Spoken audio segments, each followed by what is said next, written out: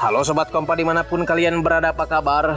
Berjumpa lagi dengan saya Andreas Bauk yang seperti biasa akan nemenin waktu senggang kalian dengan film-film atau drama terbaik yang lagi viral di Zimbabwe. Seperti film series satu ini, judulnya The Last Frontier, menceritakan tentang pembalasan dendam seorang wanita terhadap pimpinan agensinya karena telah membunuh dan mencemarkan nama baik ayahnya. Lalu bagaimana alur ceritanya? Apakah wanita ini bisa menuntaskan keinginannya? Sebelum ke alur cerita seperti biasa, saya mau ingetin kalian agar makan permen terlebih dahulu sebelum nonton, biar seancur-ancurnya muka kalian, sepahit-pahitnya hidup kalian, tapi setidaknya mulut kalian tetap manis. Ini dia Salah Ketap.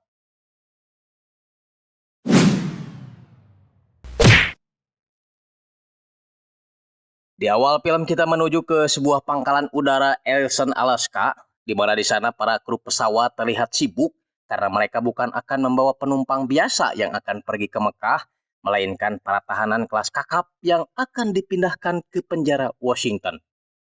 Dari semua tahanan, sepertinya hanya satu yang terlihat dispesialkan, selain di borgol kepalanya juga ditutupi oleh sebuah kanyut kundang. Duduk sendirian di kursi paling belakang, tahanan ini terlihat mencopotkan gigi keropoknya yang ujungnya sudah dilengkapi oleh sebuah kawat untuk membuka kunci borgolnya. Namun setelah itu tiba-tiba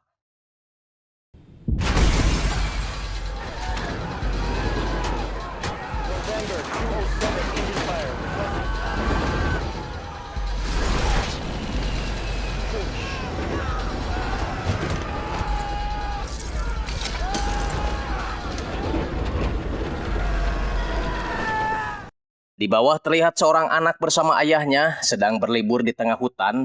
Ceritanya ingin melihat keindahan aurora. Naas, bukannya aurora yang mereka lihat, melainkan puing-puing pesawat. Dad. Run! Run!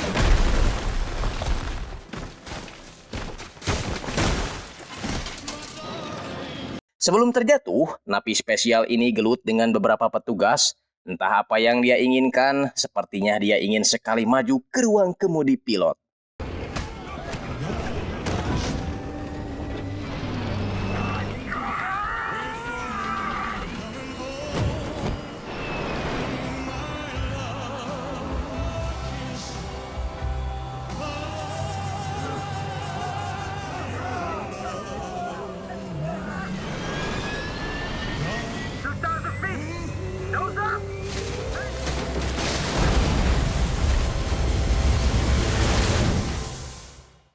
Untungnya, para napi itu kebanyakan selamat, termasuk si Ramos Bos ini.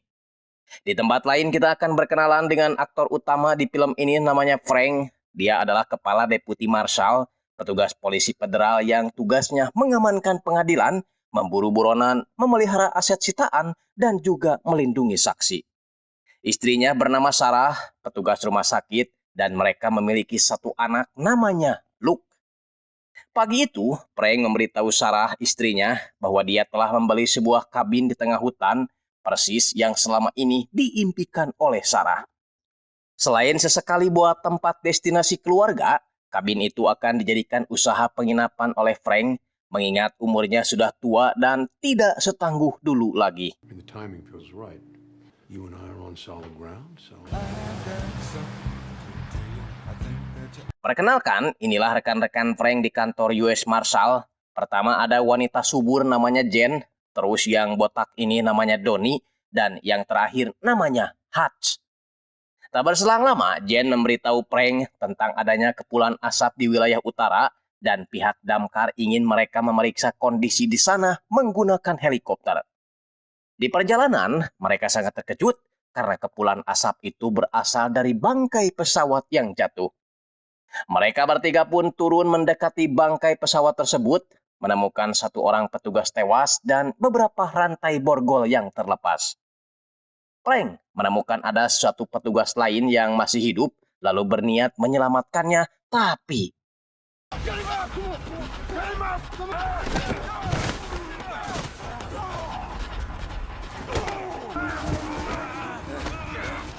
Dalam peristiwa itu, Donnie beberapa kali kena tusukan pisau. sehingga Frank terpaksa mengeluarkan pistolnya.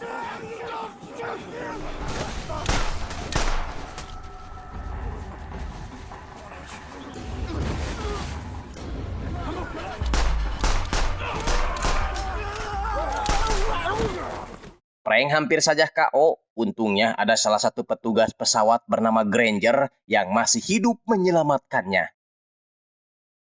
Momen menegangkan terjadi saat helikopter mau berangkat. Para napi masih saja berusaha ingin mengejar, tapi keburu disalto oleh Donnie. Beralih ke markas CIA di Virginia, seorang agen bernama Mark memberitahu atasannya bernama Bradford bahwa pesawat yang membawa para napi itu telah jatuh di kawasan hutan Alaska. Proses pemindahan para napi itu rupanya ide dari pihak CIA, khususnya Bradford. Dan sekarang untuk mempertanggungjawabkannya, wanita cantik ini akan mengutus seorang agennya bernama Sidney Scoville. Ini dia orangnya, untuk mencari narapidana utama bernama Havelock. Sehingga ketika Sidney sedang berada di acara ulang tahun keponakannya, Sidney dijemput paksa oleh orang-orang Bradford. Sebelum membahas masalah inti, Bradford mengajak Sidney ke monumen perjuangan orang-orang CIA yang telah gugur. Salah satunya adalah ayahnya Sidney. Tapi Sidney nampak bete karena menurut Sidney ini hanya buang-buang waktu saja. Lagian dia sudah dipecat dari CIA, tapi kenapa dia dipanggil lagi? Bradford memberitahu kalau pesawat yang membawa para napi mengalami kecelakaan di Alaska dan tugas Sidney adalah mencari keberadaan Havelock karena Sidney adalah orang yang paling dekat dengannya. Di tempat lain, helikopter yang membawa Frank telah sampai di pusat evakuasi. Frank memberitahu para polisi bahwa di sana telah terjadi kecelakaan pesawat yang membawa puluhan narapidana. Para polisi harus ekstra waspada sebab para narapidana itu sangatlah brutal, terdiri dari narapidana asing dan domestik. Mendengar kabar yang terjadi pada suaminya membuat Sarah jadi khawatir, segera menelepon Frank untuk memastikan kalau suaminya itu baik-baik saja. Frank, talk to me. What happened? Okay, and what about you? Are you alright? Frank, Yeah. be careful. Balik lagi ke orang-orang CIA, Bradford menekankan kepada Sidney agar Sidney tidak terpancing memberitahu semua rahasia CIA kepada Frank. Biarkan Frank melakukan tugasnya, sebab mereka tak memiliki wewenang atas jatuhnya pesawat ini. Jadi jangan sampai Frank menghentikan penyelidikan mereka. Sidney lalu menelepon Frank memberitahu kalau dirinya adalah agen yang akan diutus untuk menyelidiki jatuhnya pesawat.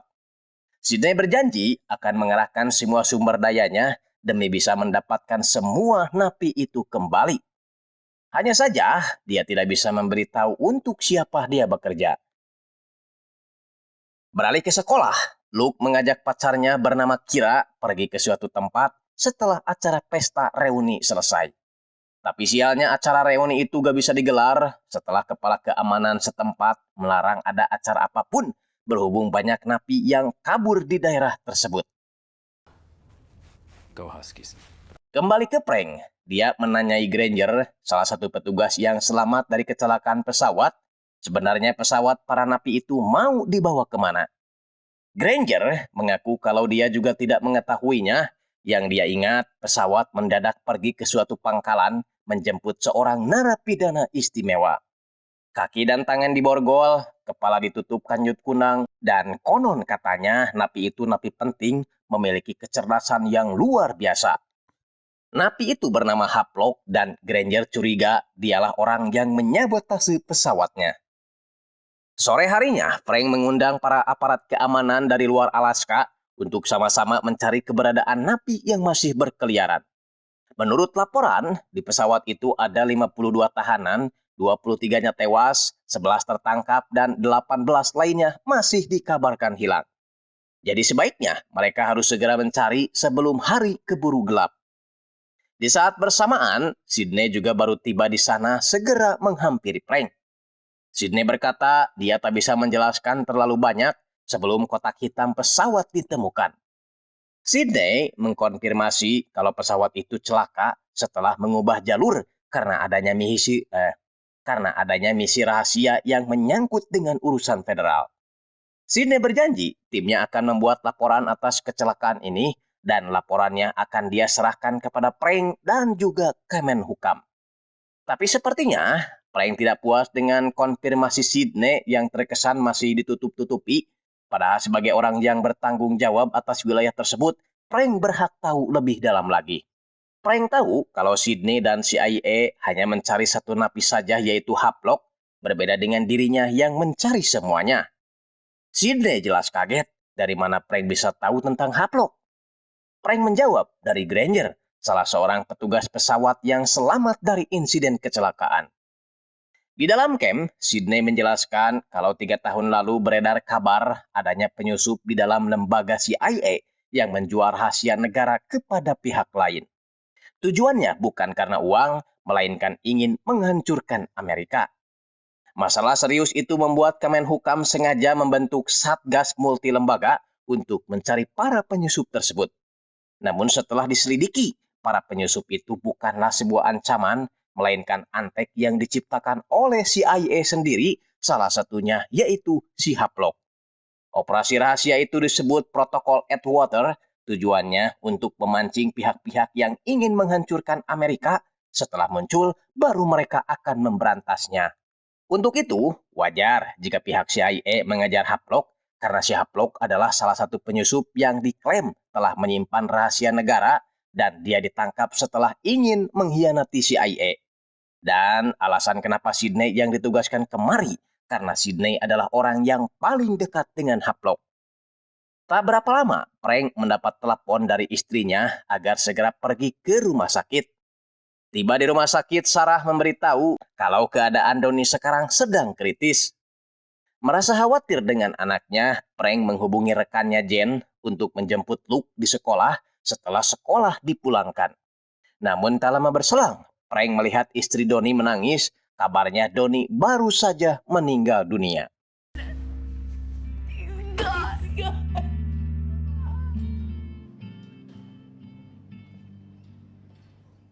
Setelah itu, Prank menuju ke camp menerima kabar adanya salah satu napi yang masuk ke rumah warga.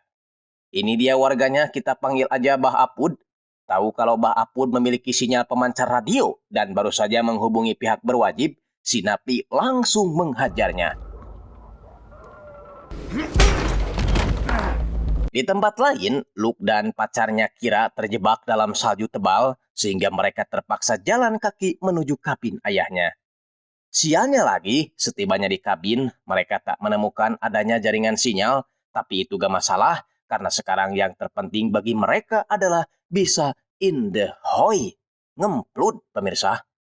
Sementara itu, Prank dan timnya termasuk Sydney sudah tiba di dekat rumah Bah Apud yang didatangi oleh salah satu napi yang mereka curigai sebagai Havelock. Masuk ke dalam, mereka langsung berpencar, menemukan pakaian tahanan, serta Bah Apud yang sudah kondisi terbogol. Lalu setelah itu,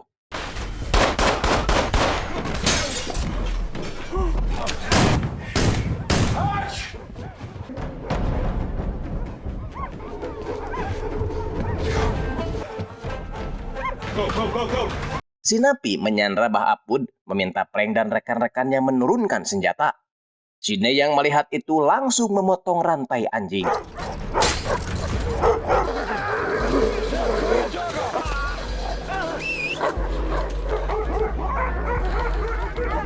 Setelah diperiksa, ternyata napi yang tewas itu bukanlah si Havelock, tapi napi biasa yang ditahan gara-gara nyuri gas 3 kilo. Karena penasaran, Sydney pergi ke tempat jenazah para korban pesawat jatuh, sembari mencocokkannya dengan berkas yang dia minta dari petugas. Setelah melihat salah satu foto di berkas tersebut bernama Granger, Sydney baru ingat kalau jasad yang dia lihat di TKP kemarin mukanya sama persis dengan yang ada di foto berkas ini, namanya Granger. Artinya Granger asli sudah tewas dan orang yang kemarin ngobrol dengan Prank adalah napi cerdas yang kemungkinan besar adalah si Havelock. Masalahnya, napi itu sekarang sedang dirawat oleh Sarah dan Prank yang mengetahui itu segera menelepon istrinya. Havelock yang merasa penyamarannya sudah terbongkar segera beraksi membawa Sarah. Alhasil, saat Prank tiba di rumah sakit, dia tidak menemukan Havelock ataupun Sarah istrinya. Pikiran Frank tambah semerawut setelah dia mendapat kabar dari Jen bahwa Luke anaknya tidak berada di sekolah dan sekarang tidak diketahui keberadaannya. Sedangkan si Haplok pergi ke menara pemancar sinyal lalu menghancurkannya.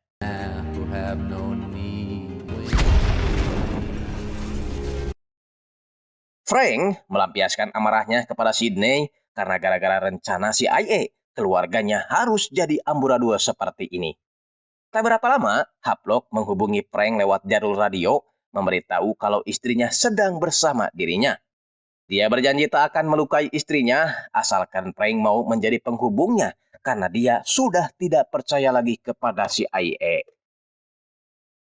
Singkat cerita, Frank melakukan jumpa pers, memberitahukan kepada para warga, meski kecelakaan pesawat itu terjadi di kawasan hutan, mereka harus tetap berhati-hati sebab masih banyak narapidana yang masih hidup dan berkeliaran di luaran sana. Dia juga memberitahu kalau sekarang istrinya sedang diculik oleh salah satu narapidana bernama Haplok. Beralih ke sebuah rombongan keluarga, di mana ketika dalam perjalanan mereka dikagetkan dengan kemunculan seseorang narapidana yang tiba-tiba mencegat mobil mereka. Tahanan buntung itu sengaja mengeluarkan uang dari dalam tangan palsunya, berharap si pengemudi mobil bersedia mengantarnya ke kantor polisi. Di markas besar CIA, Bradford memberitahu Sydney bahwa Haplok telah meretas sistem CIA dan mencuri salinan arsip 6. Arsip 6 merupakan cetak biru aktivitas rahasia CIA yang di dalamnya terdapat banyak hal, di antaranya daftar pembunuhan yang dilakukan oleh CIA terhadap musuh-musuhnya menggunakan cara protokol Atwater atau operasi rahasia ilegal. Jadi, Sydney harus cepat-cepat bertindak sebelum arsip 6 itu disebarluaskan oleh si Haplok. Frank kembali bersitegang dengan Sydney, menuntut Sydney agar terus terang dan tidak ada yang ditutup-tutupi, karena masalah ini sudah menyeret keluarganya dalam bahaya. Sydney mengaku dia juga tidak mengetahuinya. Yang dia tahu kalau ini adalah kesalahan CIA yang gagal memindahkan para napi. Sydney meyakinkan Frank agar tidak terlalu khawatir karena dia akan membantu menyelamatkan istrinya. Pergi ke markas, Frank kedatangan hansip desa bernama Cole. Frank meminta Cole untuk menyelidiki narapidana buntung yang baru saja menyerahkan diri ke polisi. Frank juga dapat kabar kalau anaknya Luke pergi bersama pacarnya ke kabin miliknya di dalam hutan. Hutch juga datang tak ketinggalan memberi informasi kalau pagi tadi Sarah terlihat berada di rumah. Frank pun segera pergi ke rumahnya, tapi di sana sudah tidak ada siapa-siapa, hanya menemukan kamera tanpa baterai yang sepertinya sudah digunakan untuk merekam. Haplok juga mengaut-aut lemari pakaian Frank lalu mengambil pistol miliknya. Hal itu jelas membuat Frank marah-marah. Kenapa tahanan koplok itu hanya mengambil pistol dan barang-barangnya padahal bisa mencuri dari orang lain. Sydney menjawab bahwa Haplok sedang ingin memahami Frank. Dia ingin tahu reaksi Frank ketika kehilangan sesuatu yang penting baginya. Ternyata kaset kameranya telah dibawa lebih dulu oleh Sydney.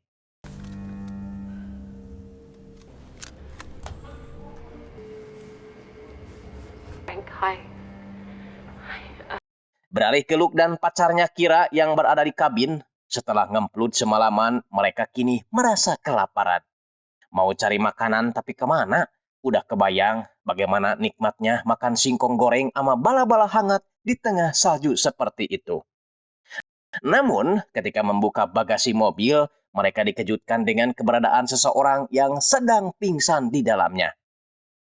Di pihak lain, ayah dan anak yang niatnya ingin melihat aurora di hutan, kini malah menjadi tahanan para napi.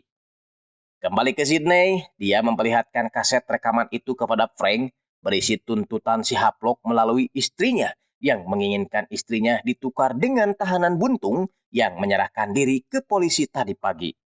Sydney tahu kalau pertukaran itu tak berarti apa-apa buat Haplok. Haplok hanya ingin kepercayaan dari Frank saja. Sydney juga mengungkapkan alasan kenapa dia mengambil kaset itu lebih cepat karena dia takut kaset itu keburu ditemukan oleh FBI.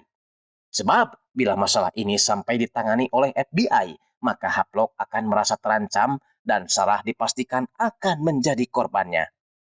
Haplok sendiri terlihat sedang mengirim sesuatu dalam hitungan mundur, entah apa yang sedang direncanakannya, yang pasti ada hubungannya dengan CIA. Kembali ke Frank, dia sedang membaca berkas milik si tahanan buntung yang bernama asli Henry. Menurut data, Henry adalah penjahat yang melakukan penipuan sekuritas, penipuan transfer, dan pencucian uang. Tangannya buntung setelah dia mendapat hukuman dari bosnya karena telah berani melakukan penipuan terhadap bosnya sendiri. Sydney menyarankan Frank agar mengikuti keinginan Haplok daripada istrinya celaka. Frank kemudian menginterogasi si Henry dari mana dia bisa mengenal Haplok dan di manakah istrinya disekap. Namun, pria tampan mempesona ini tak mau menjawab satupun pertanyaan dari Frank. Dia justru menghina Frank, kenapa Frank mau bekerja mempertaruhkan nyawanya sendiri padahal dia hanya dibayar kecil oleh negara. Frank mencoba sabar sampai orang bule ini bersikap keterlaluan dengan meludahi wajah Frank dari dekat. You think you can hurt me? That I don't know what pain is? Fuck it, they tried to kill me. Kembali ke Luke dan Kira, mereka membawa orang pingsan itu ke dalam kabin meskipun mereka juga tak tahu apa yang harus dilakukan. Gina's friends. Fuck, I don't know, Luke, okay? All I know is that we have no phone. Di tempat persembunyian, Haplok menghubungi Bradford, memberitahu kalau dia sudah mengirim link situs ke HP Bradford lengkap dengan timer yang sudah diaktifkan selama 72 jam. Isi link tersebut merupakan arsip 6 milik Bradford dan CIA, dan jika Haplok tidak memasukkan kode rahasianya setiap 72 jam, maka link itu akan tersebar ke beberapa orang yang sudah dikonfirmasi oleh Haplok sendiri. Artinya, jika Haplok mati, arsip itu akan tetap tersebar dan Bradford akan dipenjara atas perbuatannya. Tentu saja, wanita cantik ini panik, menyuruh anak buahnya segera melacak keberadaan si Haplok. Selesai mengancam Bradford, giliran Haplok yang panik melihat Sarah sudah tidak ada di tempatnya.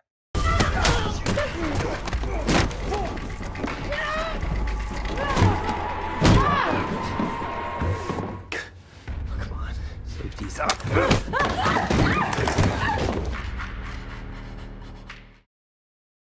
Kekacauan yang terjadi di Alaska membuat atasan Bradford cukup geram, apalagi Bradford malah mengutus Sydney yang notabene adalah orang paling dekat dengan Haplok. Atasannya tak mau tahu, pokoknya masalah ini harus beres dalam waktu 2 hari. Karena penasaran, beberapa jam kemudian Frank kembali menginterogasi si Henry, dan kali ini si Henry luluh. Jujur, sumpah demi langit dan bumi, berani ganteng 7 turunan kalau dia sama sekali tidak mengenal Haplok. Dia menyerahkan diri bukan karena dia takut sama Haplok, melainkan dia sudah punya perjanjian dengan Kemenhukam. Henry siap membocorkan rahasia para mafia, dan sebagai imbalannya, dia akan mendapat kekebalan hukum. Pernyataan Henry itu semakin membuat Frank bingung. Sebagai deputi marshal yang bermartabat, dia menegaskan kepada sahabatnya Hutch bahwa dia tak bisa menyerahkan seorang tahanan demi menyelamatkan istrinya. Alhasil, saat akan melakukan pertemuan dengan Haplok, Frank membawa Henry palsu mengikuti arahan Haplok yang menyuruhnya terus lurus mengikuti pipa gas.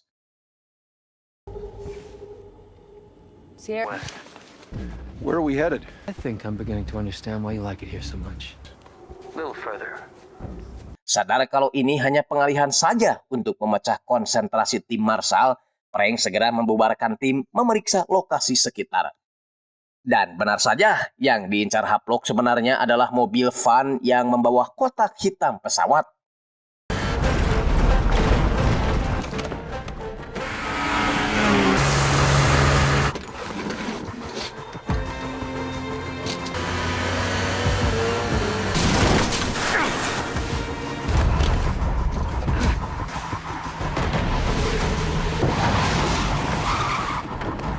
Saat Frank dan Sydney tiba di sana, mereka hanya menemukan 2 orang petugas dalam keadaan terikat, termasuk kotak hitam pesawat yang sudah acak-acakan.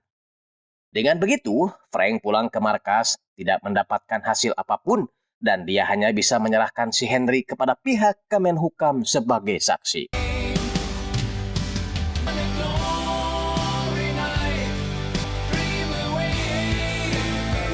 Di tempat lain, si ayah bernama Sam menyuruh anaknya bernama Mail untuk melarikan diri mengikuti arahan sungai, mumpung narapidana itu lagi asik membakar kayu. Kita berpindah ke rekan prank bernama Clint. Dia tiba di daerah sekitar kabin, memberitahu prank bahwa Luke anaknya terlihat baik-baik saja bersama pacarnya di dalam kabin. Berhubung saljunya masih tebal, kemungkinan Clint akan membawa pulang Luke keesokan harinya. Mendengar kabar itu cukup membuat Frank lega, tapi dia penasaran dengan sebuah kotak yang ditujukan untuk dirinya.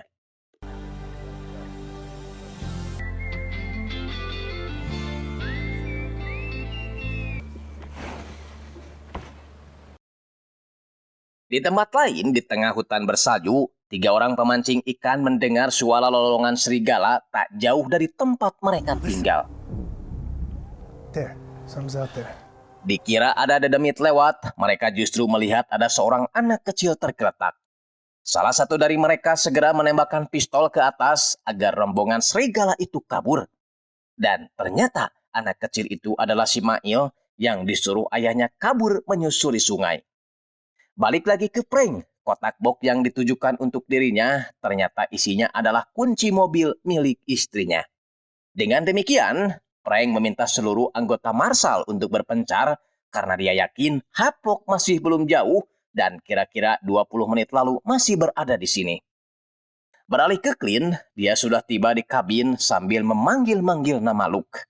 Namun bukannya si Luke yang datang, melainkan orang pingsan itu. Hello?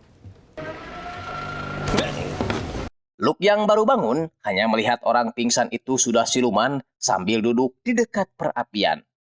Tim Marshal menemukan ada jejak ban mobil tak jauh dari sana dan benar saja itu adalah mobil Sarah tapi orangnya gak ada.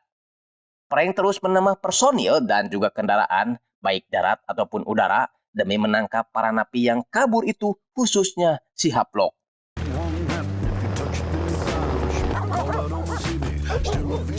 Satu napi kabur terlihat berhasil diamankan tapi ngamuk-ngamuk ketika mau dibawa ke dalam. Untungnya ada Frank yang datang sambil membawa kelereng. Jen menjelaskan kalau dia belum mendapat kabar apapun tentang Luke, tapi dia memiliki kabar lain mengenai seorang bocah yang ditemukan di hutan oleh 3 orang pria tukang mancing. Frank langsung menghampirinya, kemudian menanyakan apa yang sebenarnya terjadi. Mail memberitahu Frank kalau ayahnya ditangkap oleh orang-orang jahat dan dia disuruh kabur oleh ayahnya menyusuri sungai. Melihat foto para napi terpampang di sana, Mail menunjuk salah satunya, memberitahu kalau orang inilah yang menangkap ayahnya. Di tengah hutan Haplok yang lagi berburu, dikejutkan dengan kedatangan 3 orang napi yang menyandra si Sam. 3 napi itu menggeledah ransel Haplok, menemukan pistol dan teropong di dalamnya. 1 orang napi botak melihat sebuah mobil wisata tak jauh dari mereka. Mereka pun menghampiri mobil tersebut lalu memulai keributan.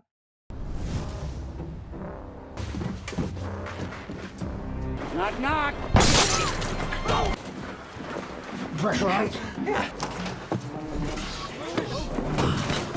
Put it down.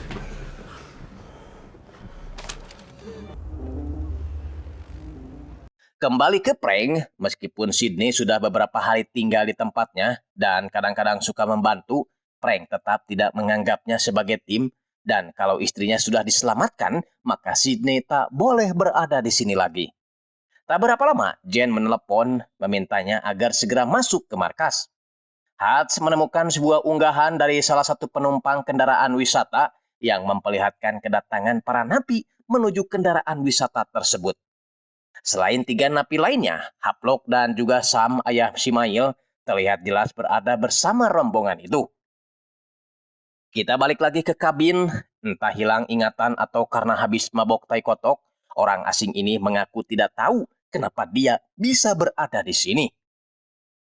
Kira yang merasa pusing ngobrol sama orang tebleng, langsung pergi keluar pura-pura akan mengambil kayu bakar.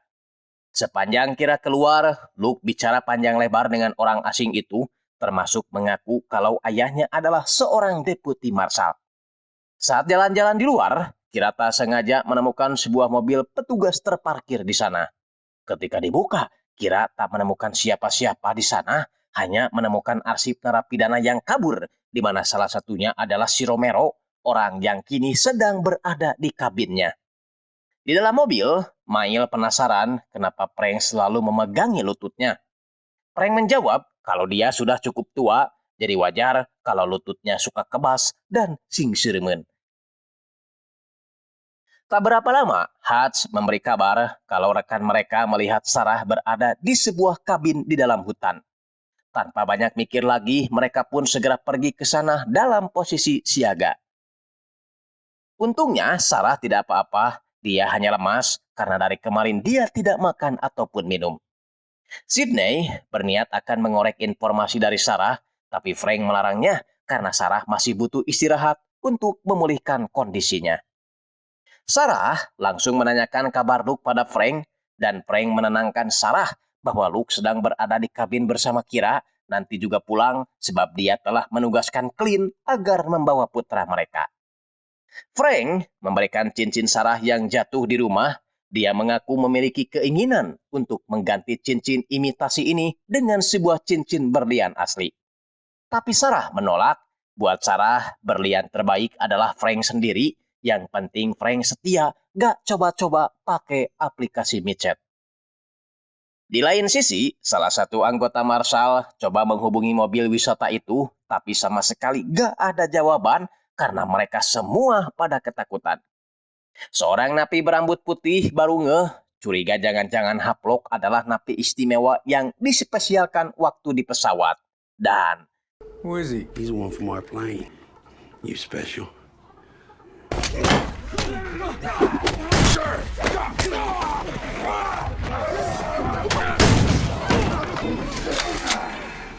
You're the captain now. sedangkan Sydney dapat telepon dari Bradford menyuruhnya pulang dulu karena para petinggi CIA ingin menanyakan sesuatu kepadanya. Sydney terdeteksi melakukan kontak telepon dengan nomor sekali pakai beberapa menit sebelum Haplok berhasil kabur dari Prancis. Tapi Sydney menolak, dia ingin menangkap Haplok terlebih dahulu karena menurutnya itu satu-satunya cara agar bisa membersihkan nama ayahnya. Setelah itu, Sydney ngobrol dengan Sarah. Sydney bertanya apa yang dilakukan Haplok ketika Haplok menyandra Sarah. Sarah melihat ada sesuatu yang dia kirim, tapi entah apa. Yang jelas, Haplok sepertinya sangat terobsesi sekali dengan Frank dan dia curiga apa jangan-jangan Sarah juga ada hubungannya dengan semua ini. And what is that? This man has exploited. Dari dalam mobil wisata, Haplok menghubungi Frank, mengatakan kalau dia sudah memenuhi janjinya untuk menyerahkan Sarah. Sekarang, Haplok meminta sandi Xenoget milik Sydney sebagai imbalannya. Sydney jelas menolak, sebab sandi itu adalah kunci arsip digital, sebuah aset yang sedang dikembangkan oleh Sydney. Haplok mengancam akan menembak semua orang yang ada di dalam mobil dalam hitungan 10 detik saja jika Sydney tak mau memberikannya. Tim Marshall memohon agar Sarah memberikan sandinya sekarang juga daripada banyak orang tak berdosa menjadi korban. Akhirnya Sydney luluh bersedia memberikan sandinya. Victor Mike 7 Lima Zulu. Victor Mike 7 Lima Zulu. Sementara itu, di dalam kabin, Kira memperlihatkan berkas-berkas tahanan itu kepada Luke, dan setelah mereka tahu bahwa si Romero ini adalah seorang tahanan kabur, mereka pun berusaha melarikan diri dengan pura-pura akan mencari tukang aki mobil. Romero yang sudah mengetahui gerak-gerik mereka, menyuruh Luke dan Kira agar diam saja, jangan macam-macam, lagian kunci mobil milik si Clint ada pada dirinya. Frank dan anggotanya sedang mempelajari mobil wisata yang diculik oleh para napi itu, yang katanya terbuat dari baja dan ban anti peluru. Frank ingin anak buahnya mencari keberadaan mobil tersebut menggunakan helikopter berbekal dari data GPS yang mereka tangkap saat melakukan telepon dengan Haplok. Selesai rapat, Frank menemui istrinya menanyakan bagaimana kondisinya sekarang. Tapi tiba-tiba Jen menghampiri mereka berhubung ada panggilan dari Luke melalui walkie-talkie. Sesuai perintah dari Romero, Luke memberitahu orang tuanya bahwa kondisinya baik-baik saja dan akan segera pulang dengan petugas Clint jika cuacanya sudah membaik. You guys be careful. We love you both. Merasa lega setelah mendapat kabar dari putranya, Frank lalu menghampiri Sydney yang sedang duduk sendirian. Dari sini Sydney ngobrol kalau Havelock sebenarnya adalah program ayahnya sebelum meninggal, makanya dia tidak akan berhenti sampai Havelock ditemukan karena ini adalah soal warisan dan dia ingin mengembalikan nama baik ayahnya. Dikarenakan Sydney sudah mau terbuka membahas masalah pribadinya, Frank ikut terpancing bercerita bahwa dia juga pernah memiliki anak perempuan bernama Ruby. Ruby tewas sebelum umurnya genap masuk 9 tahun. Frank sangat menyesal karena tewasnya Ruby akibat dari sebuah kesalahannya. Nah, berhubung keduanya udah mulai terbuka satu sama lain, Frank ngajak Sydney menangkap Havelock bersama-sama karena timnya sepertinya sudah menemukan di mana lokasi Havelock berada. Di dalam mobil wisata, Havelock membuka file Xenoget milik Sydney dan CIA yang di dalamnya terdapat aset-aset rahasia CIA. Tak lama kemudian, suara helikopter terdengar dari atas mereka dan Havelock dengan santainya menyuruh kendaraannya berhenti.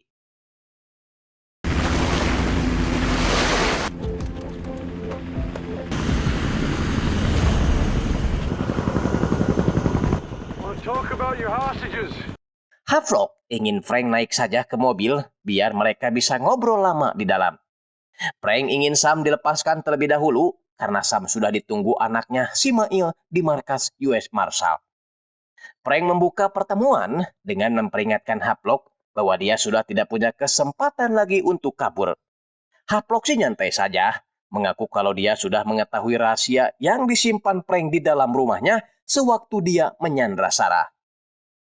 Entah rahasia apa yang dimaksud si Havelock, yang jelas membuat Frank langsung terdiam. Selagi mereka ngobrol, Sydney diam-diam memisahkan kabin para penumpang dengan kabin yang diduduki oleh para napi.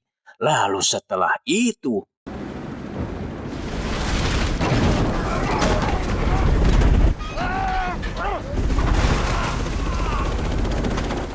Satu persatu napi itu berjatuhan dan berhasil diamankan oleh para petugas.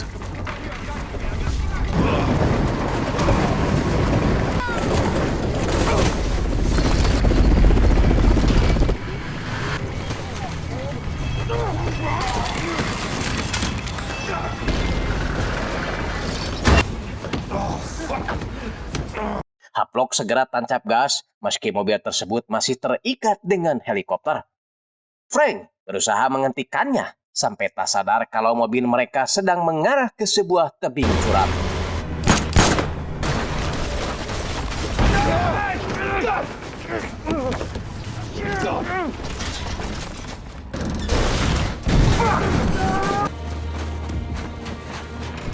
Don't do it, Frank. Sydney naik ke atas mobil, tapi dia sepertinya tak berani untuk menembak, padahal dia memiliki kesempatan. Di luar dugaan, Havelock memecahkan kaca mobilnya, lalu terjun bebas ke bawah tebing.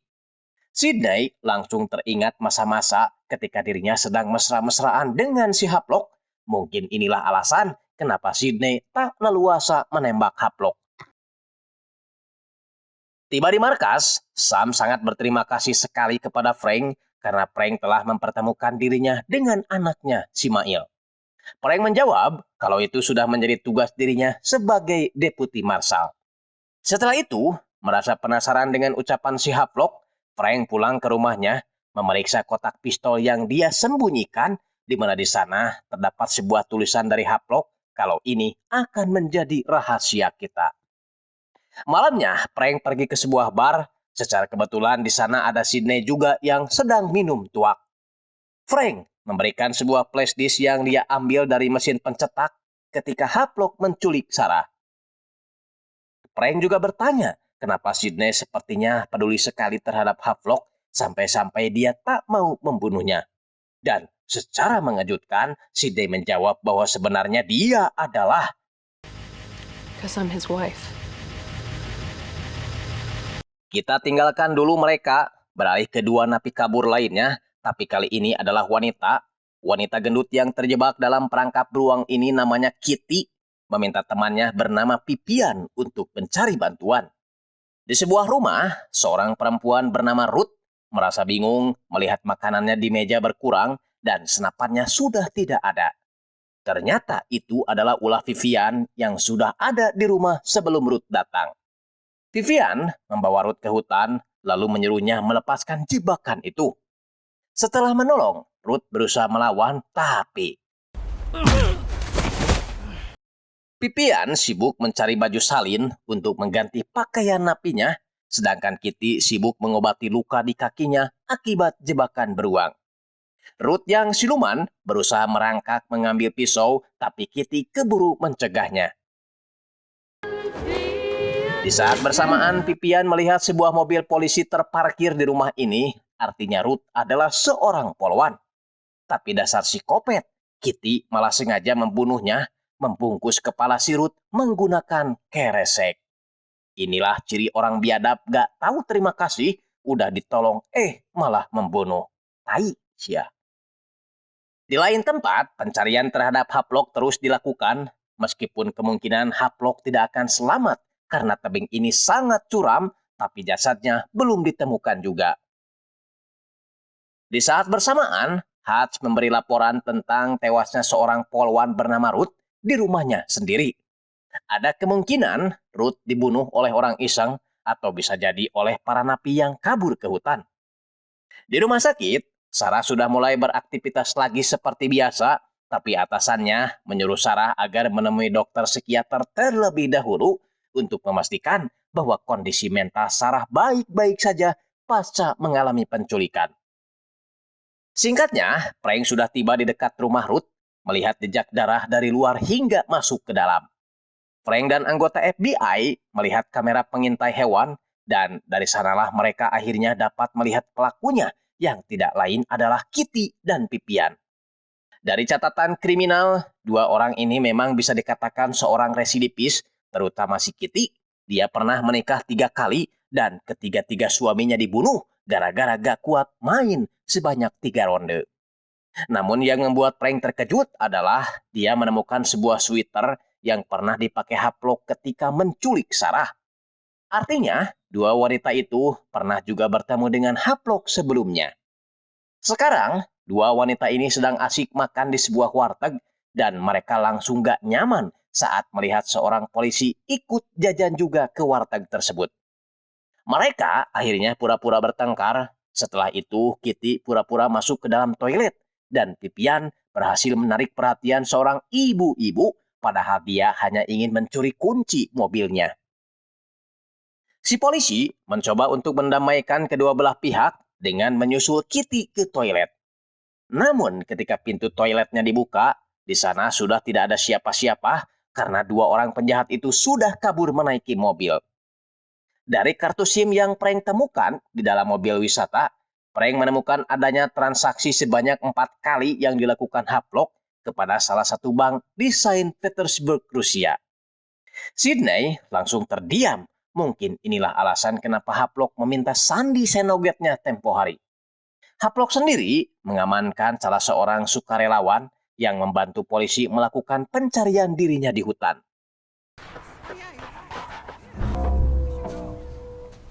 Beralih ke Sarah, dia terpaksa menemui seorang psikiater bernama Todd atas suruhan atasannya meski dia merasa gak apa-apa. Sarah meminta Todd agar langsung saja memberikan tanda bukti bahwa dia tidak mengalami trauma apapun biar konsultasi ini cepat selesai dan dia bisa cepat pergi karena dia ingin segera mencari anaknya. Masalahnya, Sarah lupa kalau mobilnya sedang dalam penyelidikan polisi dan Todd dengan senang hati akan memberinya tumpangan. Tak tahu kalau anaknya sekarang telah dibawa oleh si Romero entah kemana. It was designed to crash. Are you insane? Balik lagi ke Frank, dia kini berada di luar warteg, tempat yang baru saja disinggahi oleh Kitty dan Vivian. Menurut saksi mata, dua tahanan wanita itu sempat masuk ke telepon umum sebelum pergi. Frank yakin mereka masuk ke wartel bukanlah untuk menelepon, melainkan mencari sesuatu, karena halaman 78 dalam buku telepon itu terlihat sudah diambil. Setelah dikrosek melalui buku yang sama, halaman 78 itu adalah nomor sebuah perusahaan aero excursion atau jasa pilot penerbangan. Tanpa pikir panjang lagi, Frank datang ke tempat yang dimaksud, tapi sayang di sana sudah tidak ada siapa-siapa. Malam harinya, setelah mengamankan satu relawan, Haplok ini berbaur bersama relawan lainnya, tak sadar kalau orang yang mereka cari sebenarnya ada di hadapan mereka sendiri. So, mind if I join you? It's nice Beretta you got there. Yeah, I was. Sementara itu, Frank dapat telepon dari Sarah kalau dia sedang dalam perjalanan menuju kabin untuk menjemput putranya. Frank menawarkan akan mengirim anggotanya untuk menemani Sarah, tapi Sarah menolak karena dia sudah ditemani oleh seseorang yaitu Dr. Todd. Yang jadi masalah, Todd merupakan mantan pacar Sarah dulu, jadinya Frank merasa cemburu, takutnya Sarah diemplud oleh mantannya itu, berhubung cuaca lagi dingin-dinginnya. Inilah pilot yang dipaksa Kitty agar mau membawanya terbang menuju Kanada. Si pilot awalnya menolak, tapi wanita geblek ini langsung menghajarnya dengan ketokan. What are you doing? Wait! Alhasil, daripada tangannya ngaplek, mending dia nurut saja dengan syarat Kitty mentransfernya uang untuk membeli bahan bakar pesawatnya.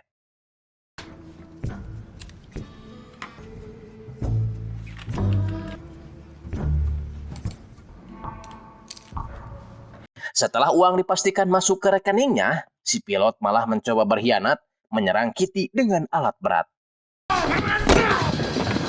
Tapi si pilot seketika terdiam kembali setelah Kitty menodongkan pistolnya.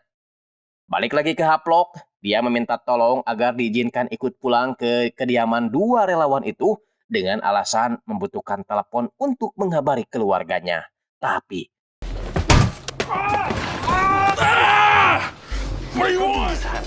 I can't explain. Haplok terlihat menghubungi seseorang. Usut punya usut, dia adalah seorang hacker dari Rusia yang disuruh Haplok untuk mencuri arsip 6. Sementara itu, asisten Bradford yaitu si Mark memberitahu Sydney tentang adanya seseorang yang membobol arsip-arsip aset milik CIA. Dia curiga pelakunya adalah Armen Janadko, seorang hacker Rusia yang dekat dengan Haplok. Diketahui, 3 hari sebelum tragedi pesawat jatuh, Armen bertemu dengan seseorang yang dicurigai sebagai kurir untuk mengantarkan hasil retasan arsip itu kepada Haplok. Pokoknya, Sydney harus segera bertindak sebelum si kurir bertemu Haplok dan menyerahkan arsipnya. Frank yang kebetulan ada di sana menelepon Hutch, menyuruh Hutch pergi ke bandara untuk memeriksa daftar penumpang dari Rusia yang pergi ke Alaska setelah jatuhnya pesawat. Tak berapa lama, Frank memberitahu Sydney bahwa 2 buronan wanita telah diketahui keberadaannya. Sialnya, mereka hanya menemukan Pipian saja, sedangkan Kitty sudah tak berada di sana. Saat diinterogasi, Pipian mengaku kalau dia tidak melakukan pembunuhan terhadap polisi wanita itu dan dia tidak kenal dengan orang bernama Haplok. Kalaupun kebetulan dia memakai sweater yang dipakai Haplok, dia menemukan sweater tersebut di dekat sungai di dalam hutan. Frank lalu memberikan sebuah tawaran. Dia berjanji akan meringankan hukuman Vivian, asalkan Vivian mau memberitahu di mana Kitty berada. I can't do that for you. Beralih ke Sarah, rupanya di dalam gantungan kunci mobilnya terdapat sebuah SIM yang ingin Haplok berikan kepada Frank. Tapi Sarah tak mau memberikannya sebab dia tak ingin suaminya itu terlalu dalam terjebak dalam kasus ini. Sementara itu, Luke memberi kode kepada Kira yang ada di belakang agar mengencangkan sabuk pengamannya karena dia akan melakukan sesuatu sambil melepaskan sabuk pengaman milik si Romero. Dan 1, 2, 3.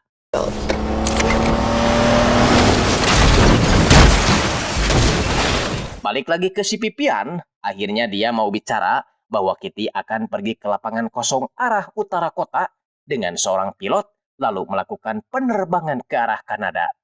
Alhasil, berbekal informasi dari Pipian, Frank dan anggota Marshal lainnya pergi ke tempat yang dimaksud sebelum pesawat cong-corang itu terbang.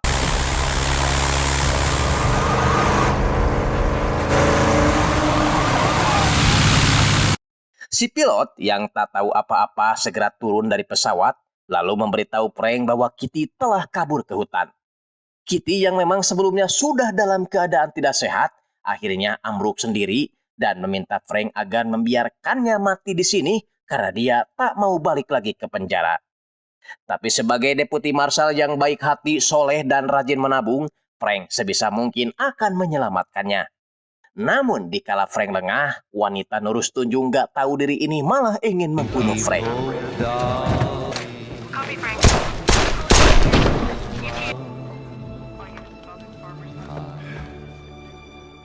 Setelah itu, Sydney jujur kepada Frank bahwa dia sangat mencintai Havelock. Teringat saat di restoran sebelah pinggiran kota, saat pertama kali Havelock melamarnya di hadapan para pengunjung. Para pengunjung semua bertepuk tangan seolah-olah ikut merasakan kebahagiaan mereka.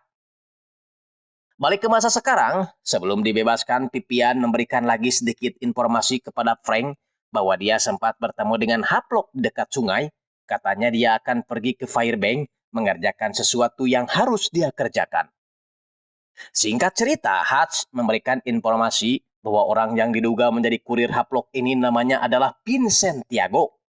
Menurut catatan, si Vincent sudah ada di Fairbank justru sebelum pesawat Napi itu terjatuh. Hal ini mengindikasikan bahwa jatuhnya pesawat itu memang sudah direncanakan sebelumnya. Kita balik lagi ke Sarah yang sudah tiba di kabin milik suaminya. Dia sangat panik melihat ada noda darah di mobil yang dipakai anaknya. Ditambah lagi, Clint yang ditugaskan menjemput anaknya kini dalam keadaan tergeletak. Luke dan Kira akhirnya terbangun dari pingsannya. Luke menyuruh Kira untuk kabur duluan biar dia yang menghadang si Romero.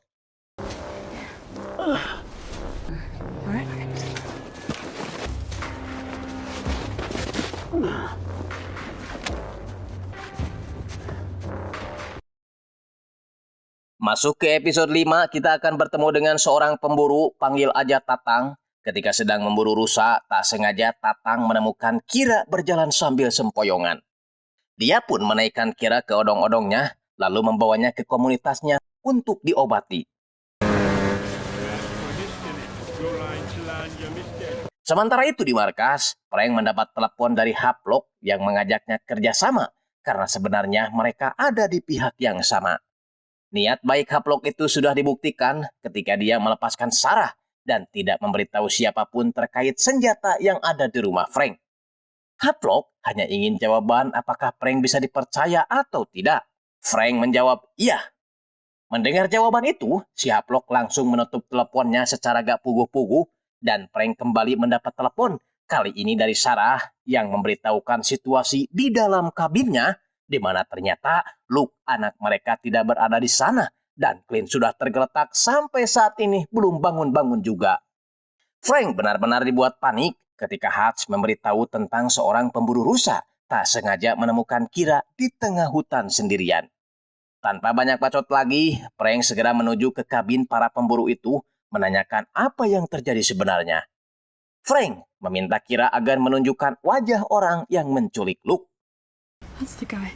You sure? Luke sendiri kini dalam bahaya. Dia tak mampu menekan pelatuk pistolnya dan lebih memilih menyerahkan diri. Sarah dan Todd tiba di kabin meminta suaminya agar segera mencari Luke. Frank pun langsung pergi bersama Sarah tanpa mengajak Todd sebagai pemilik mobil.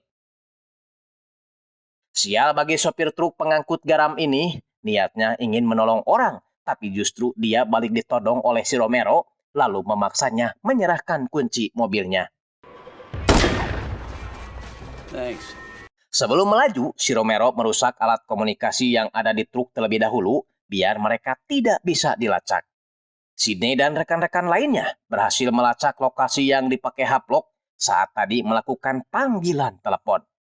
Mereka pun langsung melakukan penggerebekan, tapi sayangnya Havelock sudah pergi dan mereka hanya menemukan anjing tai yang sedang main di bathtub.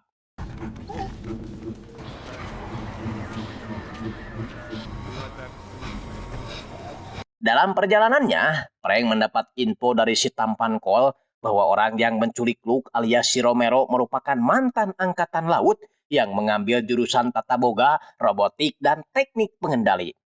Namun, tiba-tiba saja dia mengalami gangguan mental sehingga dia berubah menjadi penjahat yang bengis. Tak berapa lama, mereka bertemu dengan si sopir yang truknya dicuri. Si sopir memberitahu kalau mobilnya diculik oleh seseorang yang membawa pistol sambil membawa anak remaja yang masih bulu kumuut. Yakin kalau itu adalah Luke, mereka pun segera tancap gas. Balik lagi ke rumah, Hutch menemukan sebuah paspor palsu yang diduga milik kurir si Haplok yang kini sudah berada di Fairbanks, Alaska.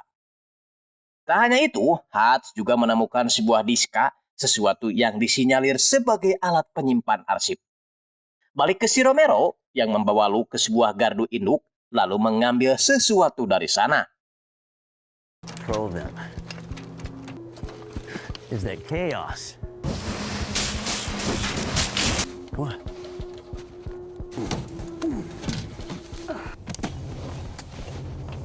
Di saat bersamaan, Frank dapat kabar dari rekannya tentang adanya masalah daya yang terjadi di area tersebut yang dicurigai berasal dari gardu induk di dekat lokasi Frank. Frank dan Sarah menuju tempat yang dimaksud, menemukan sebuah sarung tangan yang diyakini milik putranya. Namun setelah itu, balik lagi ke Hutch, sebagai petugas yang taat aturan, dia berniat akan menyerahkan diska itu kepada FBI meskipun Sydney tak setuju. Karena kalau itu dikasihkan ke FBI, maka mereka akan kehilangan barang bukti. Lagi pula, Sydney yakin penemuan diska ini bukanlah sebuah kebetulan, melainkan Haplok sudah merencanakannya.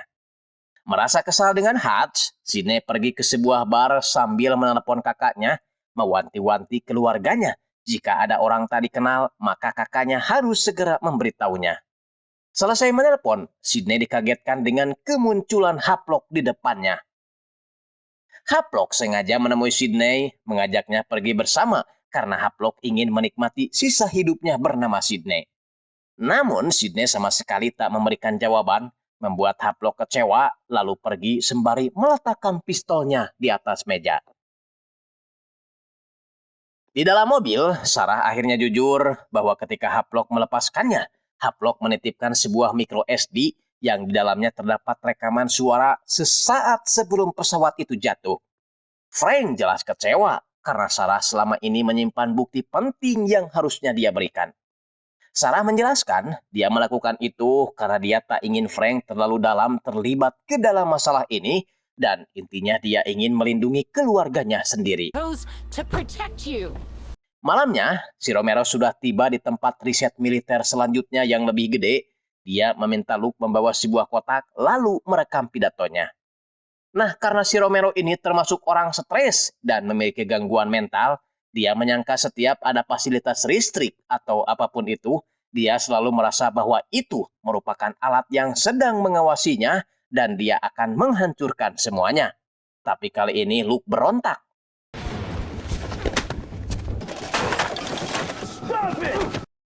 Tentu saja si Romero marah, tapi dasar orang stres, lihat kawat gigi milik si Luke saja, dia langsung ingin mencopotnya, takut kalau itu adalah kawat penghantar sinyal. Untungnya, perhatian Romero teralihkan oleh modem milik Kira, dan hal itu dimanfaatkan Luke untuk melawan. Di saat yang sama, Frank dan Sarah tiba di lokasi tersebut. Stay in the car.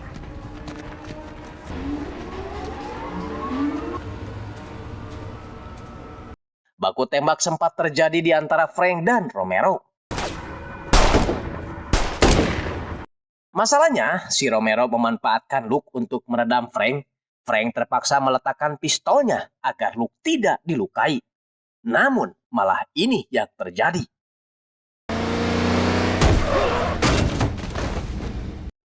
Ya, itu adalah Sarah yang akan melakukan apapun demi keluarganya.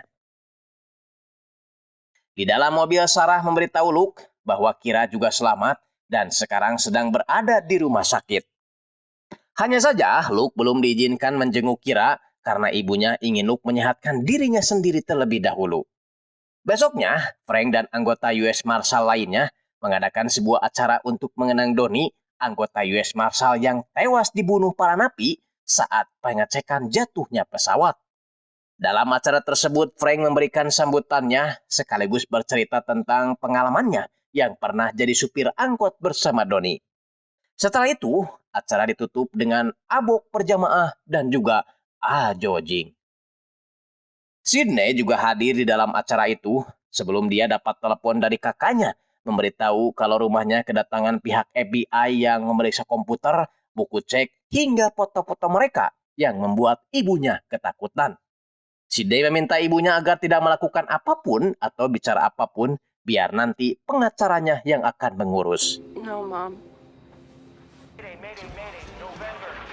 Sementara itu di dalam, Frank dan Hutch sedang mendengarkan suara rekaman kegaduhan sesaat sebelum pesawat para napi itu jatuh.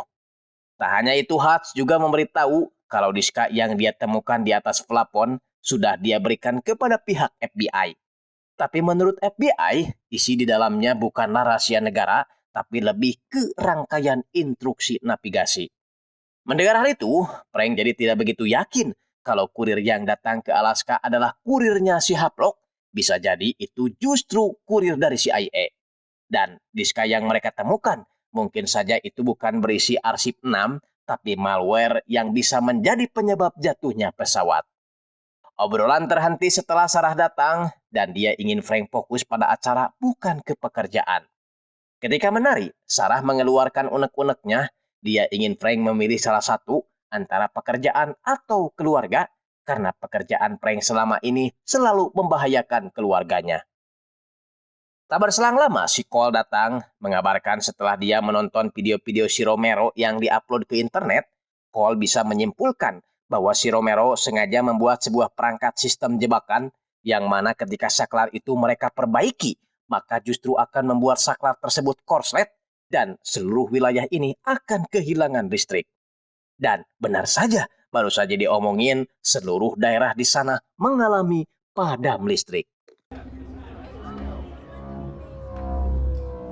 Di tempat lain, masih di kawasan Alaska, petugas medis yang berniat menyelamatkan seseorang justru dilukai oleh orang yang akan diselamatkannya.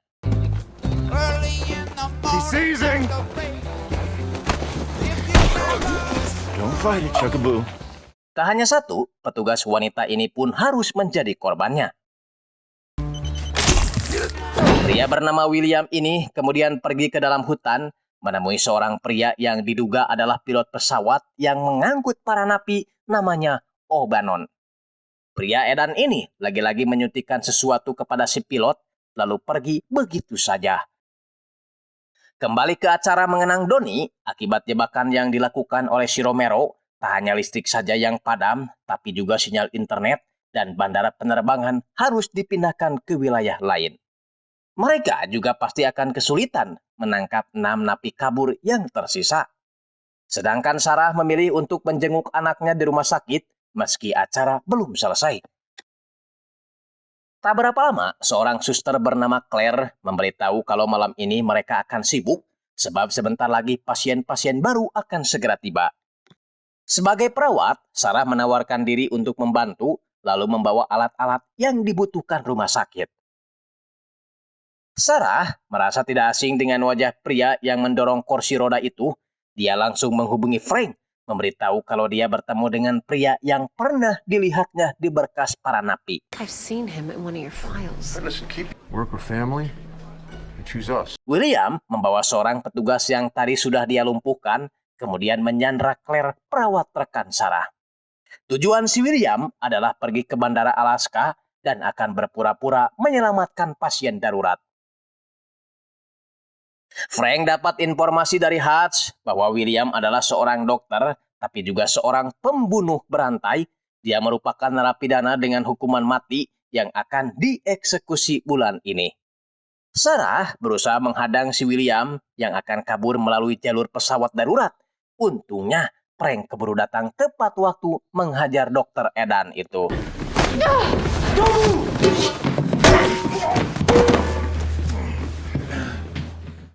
Saat diinterogasi, William mengaku kalau dia telah memberikan sesuatu kepada pilot pesawat yang masih hidup.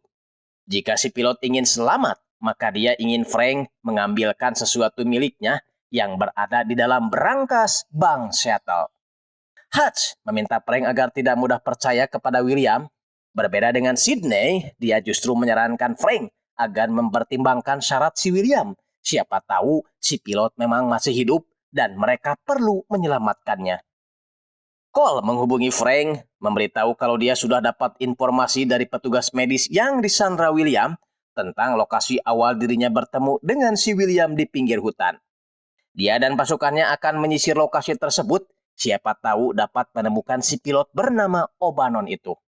Tapi sayangnya, di sana mereka sudah tak menemukan siapa-siapa, yakin kalau si pilot sudah dipindahkan oleh William.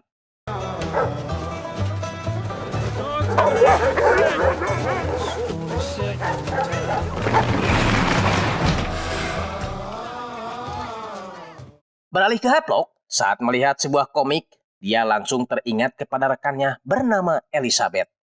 Havelock meminta Elizabeth untuk menyerahkan FD itu kepada Polkop orang Rusia. Consider it done.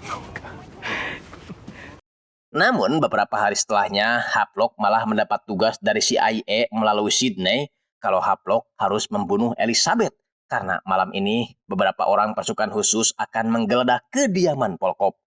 Jika Elizabeth ikut terseret, maka ada kemungkinan mereka juga akan terseret.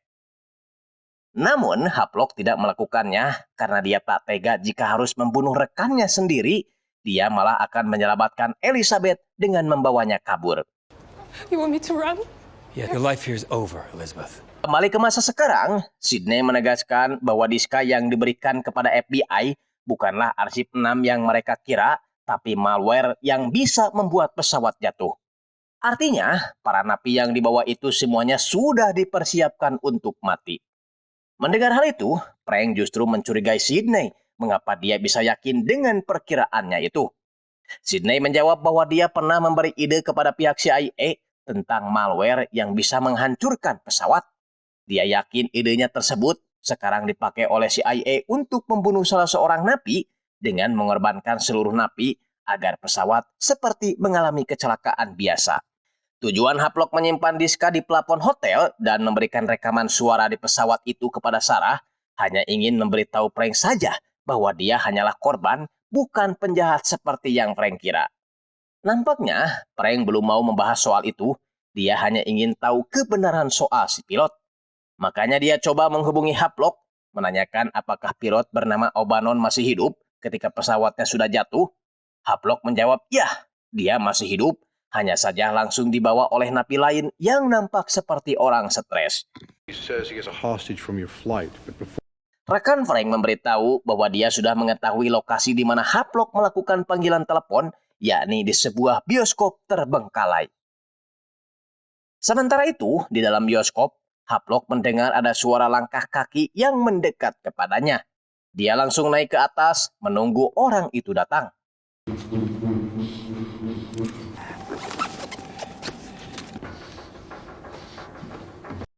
Di saat bersamaan, rombongan Frank juga tiba di tempat yang dimaksud dan Havelock kini menjadi buruan di antara keduanya.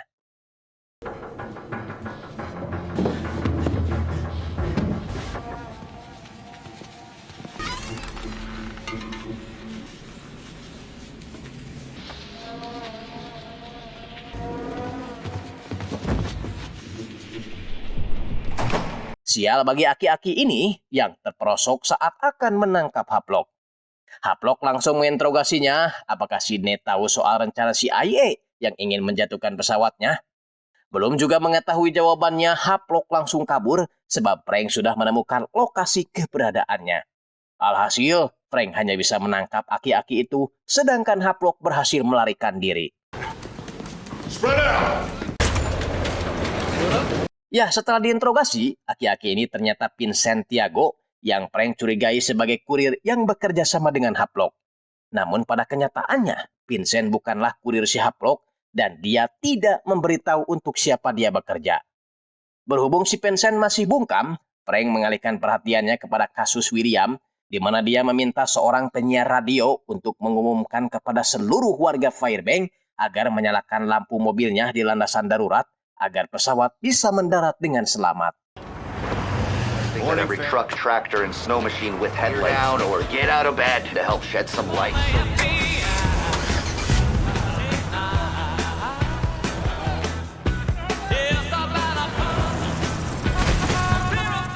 Alhasil, pesawat itu pun mendarat dengan selamat, yang mana seorang wanita turun dari pesawat tersebut membawa kotak berangkas yang diinginkan oleh si William. Sebelum menerima kotaknya, William dipaksa Frank agar memberitahu di mana William menyembunyikan pilot yang dia sandra. The pilot's in a storage unit at the Downing Company. Dengan begitu, Cole beserta anak buahnya pergi ke lokasi yang dimaksud. Kotak berangkas itu ternyata berisi foto-foto korban si William, dan salah satunya adalah anak dari perempuan pembawa berangkas itu. Maka untuk membalaskan kematian putranya, si ibu sengaja datang jauh-jauh dari Cianjur untuk membalas dendam. You free.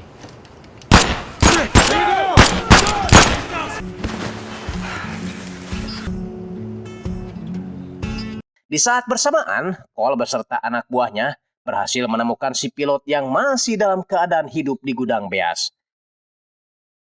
Si pilot langsung dibawa ke puskesmas terdekat sambil dimintai keterangan oleh Frank dan Sydney. Si pilot menjelaskan sebelum pesawat itu jatuh, tiba-tiba saja 3 komputer yang berada di kokpit pesawat mengalami masalah, radar dan indikator arah sama sekali tak berfungsi. Tapi yang paling mengejutkan adalah alasan mereka semua bisa selamat ternyata berkat Haplok. Sydney dan Frank semakin bingung karena selama ini mereka telah berprasangka buruk kepada Haplok, ditambah lagi diska yang ditemukan oleh Hutch telah diambil alih oleh pihak FBI.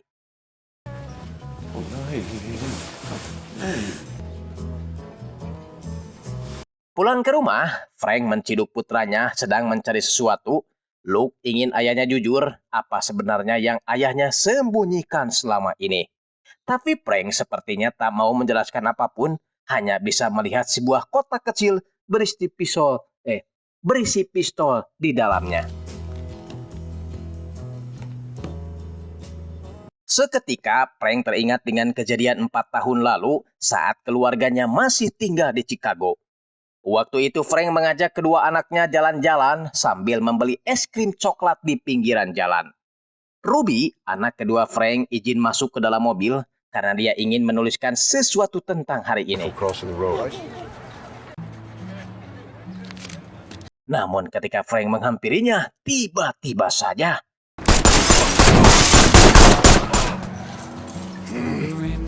Frank sekuat tenaga membukakan pintu, tak kuasa melihat anaknya juga terkena tembakan dan membuatnya harus meninggal dunia. My phone! Come on, my pocket. Kembali ke masa sekarang, Frank tiba di markas US Marshal dan akan menginterogasi lagi si Vincent Tiago agar dia mau mengakui bahwa dirinya adalah orang yang diutus CIA untuk menjatuhkan pesawat. Sebagai buktinya, Sydney menunjukkan sebuah foto Vincent tahun 90-an saat Vincent berfoto dengan anggota CIA lainnya. Tapi Vincent tetap gak mau ngaku meski Sydney sudah menggertaknya, mengatakan bahwa pihak CIA tidak akan pernah membiarkan agennya hidup jika agen yang diutusnya itu tertangkap. Interogasi kembali tertunda setelah tim Marshal berhasil menangkap satu napi kabur. Hanya saja, napi blasteran kudanil ini ngamuk-ngamuk karena dia tak suka dengan polisi.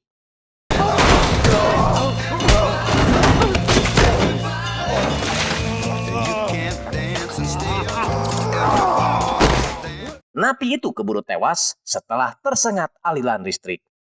Tewasnya napi tadi berarti tinggal menyisakan 2 napi lagi yang belum diamankan, yaitu Marcus Ramsey dan juga Julian Steele. Berita tertangkapnya Vincent membuat Bradford dan atasannya si Ganjar cukup panik karena bagaimanapun Vincent adalah mantan anggota CIA juga. Takutnya dia membongkar semua yang Vincent tahu mengenai CIA. Tapi Bradford bisa sedikit bernapas lega setelah anak buahnya memberitahu kalau arsip yang dikirim Haplok ke internet itu tidak bisa diakses lagi oleh Haplok meski berkasnya masih ada. Salah satu anggota Marshal memberitahu Frank bahwa saat listrik kembali menyala dia menemukan adanya saluran sinyal baru yang dia tangkap dari pos komando. Tak banyak mikir lagi, Sydney langsung pergi ke sel tahanan untuk memeriksa Vincent. Dan ternyata benar, Sydney menemukan sebuah alat penyadap di tubuh Vincent. Dan kalau benar alat penyadap itu milik CIA, maka obrolan mereka sedari kemarin telah didengarkan oleh pihak CIA. Perkiraan Sydney mungkin ada benarnya juga, karena si Vincent tiba-tiba saja bisa mengetahui keberadaan si Haplok mendahului mereka. Pulang ke rumah, Frank mengumpulkan istri dan anaknya karena ada sesuatu yang ingin dia bicarakan. Sambil memperlihatkan pistol yang selama ini dia simpan, Frank jujur kalau pistol itu sebenarnya bukan hadiah dari Ciki, melainkan milik seorang penjahat kelas kakap bernama Paddy Coogan. Frank terpaksa menyimpannya karena kalau pistol tersebut dia serahkan kepada pengadilan, maka Coogan akan dibebaskan. Sebab di tubuh pistol itu sama sekali tak ditemukan sidik jari Coogan. Masalahnya, adik Coogan mengetahui rahasia tersebut, lalu membalas dendam dengan menembaki dirinya dan juga anaknya Ruby. Membuat Luke sangat emosi. Bagaimana tidak, ketika mengingat kejadian itu, Luke selalu merasa bersalah. Andai saja waktu itu dirinya tidak mengajak Ruby beli es krim, mungkin adiknya tidak akan meninggal. Tapi nyatanya kesalahan ini bukanlah gara-gara dirinya, melainkan sang ayah. Meski hati dan perasaannya sedang pajuriwet atau kusut, Frank tetap datang ke pos komando mendengar kabar kalau yang melakukan penyadapan terhadap mereka berasal dari pemancar tua di dalam hutan cemara. Mereka yakin kalau itu pasti si Haplok. Dengan begitu mereka pun sengaja berangkat memakai kuda agar operasi berjalan senyap tanpa suara mesin.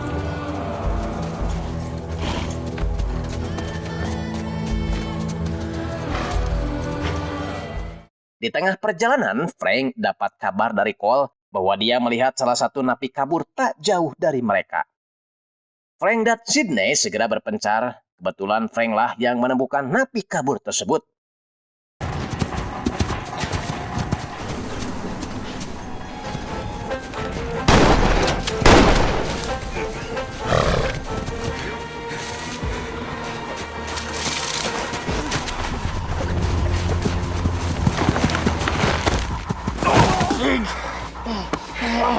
Sementara itu, Haplok memaksa seorang ahli IT Angkatan Udara bernama Jamal untuk menemukan lokasi kapal yang dijadikan sebagai pos pengawasan khusus yang menyimpan salinan data dirinya. Awalnya si Jamal menolak, namun setelah Haplok mengancam akan melaporkan Jamal ke atasannya karena telah menyebarkan data rahasia milik Angkatan Udara kepada sembarang orang melalui internet, si Jamal akhirnya bersedia. Frank CS lagi-lagi terlambat. Si Haplok sudah pergi, tapi mereka menemukan sebuah chattingan antara si Haplok dengan si Jamal sebelumnya. Frank pun segera pergi menemui si Jamal, tapi dia keburu keduluan oleh pihak FBI. Alhasil, kedua kubu ini terlibat cekcok dan hampir saja terlibat baku hantam. Frank, I am trying to help. I'm trying to help. Save what? Get him out! Untungnya, rekan Frank bernama Shooter diam-diam berhasil menemukan tujuan si Haplok, yakni sebuah pelabuhan di daerah Dellingham. Either way. Haplok sendiri sudah berada di kapal yang dimaksud sembari melumpuhkan para penjaga di sana.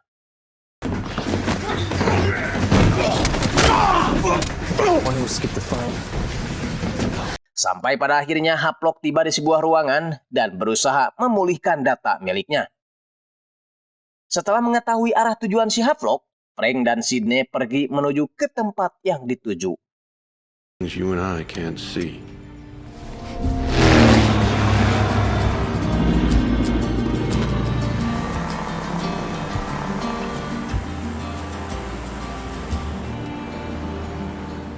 Di tengah perjalanan, Frank dapat kabar kalau Haplok sudah keluar lagi dari kapal dan sekarang sedang menuju ke pelabuhan menggunakan kapal karet. Frank pun menyuruh anggotanya untuk menghubungi pihak keamanan pelabuhan agar menghentikan sementara jalur lalu lintas di sana dan Frank akan menggiring si Haplok menggunakan pesawat yang ditumpanginya.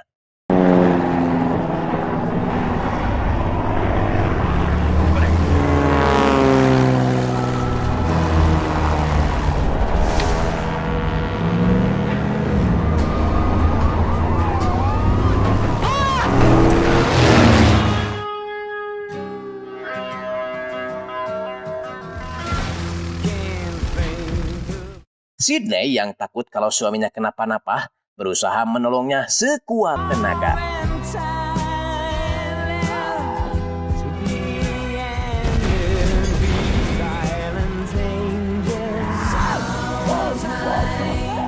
Untungnya Haplok terhindar dari cedera serius dan kini giliran FBI yang akan menanganinya. Hanya saja, Frank meminta si komandan FBI agar melibatkan Sydney dalam urusan menginterogasi si Haplok. Pulang ke rumah, Frank tidak menemukan istri dan anaknya di sana. Dia ngerti pasti mereka masih marah kepada Frank. Namun ketika menatap foto Ruby anaknya, Frank keinget dengan foto si Vincent yang sedang berdiri bersama satu orang pria dan satu orang anak kecil. Setelah ditelisik, pria yang sedang bersamanya itu bernama Robert Scofield, ayah dari Sydney Scofield. Dan anak kecil itu adalah Sydney ketika masih kecil. Artinya, orang yang menyewa jasa si Vincent bukanlah Haplok ataupun CIA, melainkan Sydney sendiri yang sudah lama mengenal Vincent. Dan ulah dari semua ini adalah Sydney. Schofield is the one behind all of this. Di dalam mobil, Haplok berkata kepada Sydney bahwa dia sudah mengetahui kalau jatuhnya pesawat para napi itu bukanlah rencana dari CIA, melainkan misi Sydney pribadi yang ingin membunuhnya. Dia mengetahui itu saat Sydney berkata kepada Vincent bahwa Vincent harus merahasiakan ini sampai kapanpun, tanpa sadar kalau Haplok mendengar percakapan itu setelah dia memasang alat penyadap di baju Vincent. Tak berapa lama, tim FBI mendapat telepon dari Frank kalau Sydney harus dipisahkan dari mobil Haplok, tapi terlambat.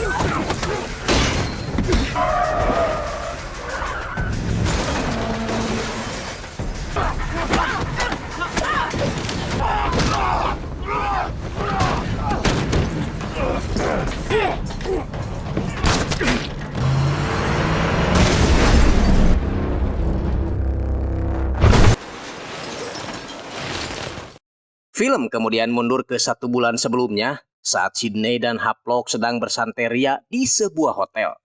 Haplok tahu sebagai seorang agen mereka akan dipakai selama kepake, tapi kalau sudah gak kepake mereka akan disingkirkan.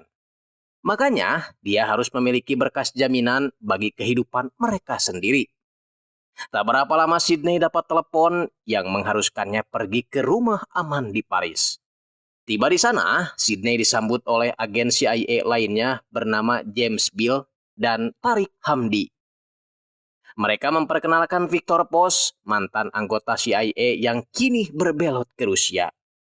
Dia datang ke sini setelah diancam akan dibunuh oleh pihak FSB dan sekarang ingin berbicara dengan Sydney. Victor Post meminta Sydney mematikan kameranya karena dia ingin percakapan ini hanya didengar oleh mereka berdua. Victor mengaku memiliki informasi tentang kematian ayah Sydney yang nyatanya bukan mati karena disergap oleh jaringan Haqqani di Afghanistan seperti yang dikatakan oleh pihak CIA. Karena Victor mengaku sedang ada di lokasi bersama ayahnya.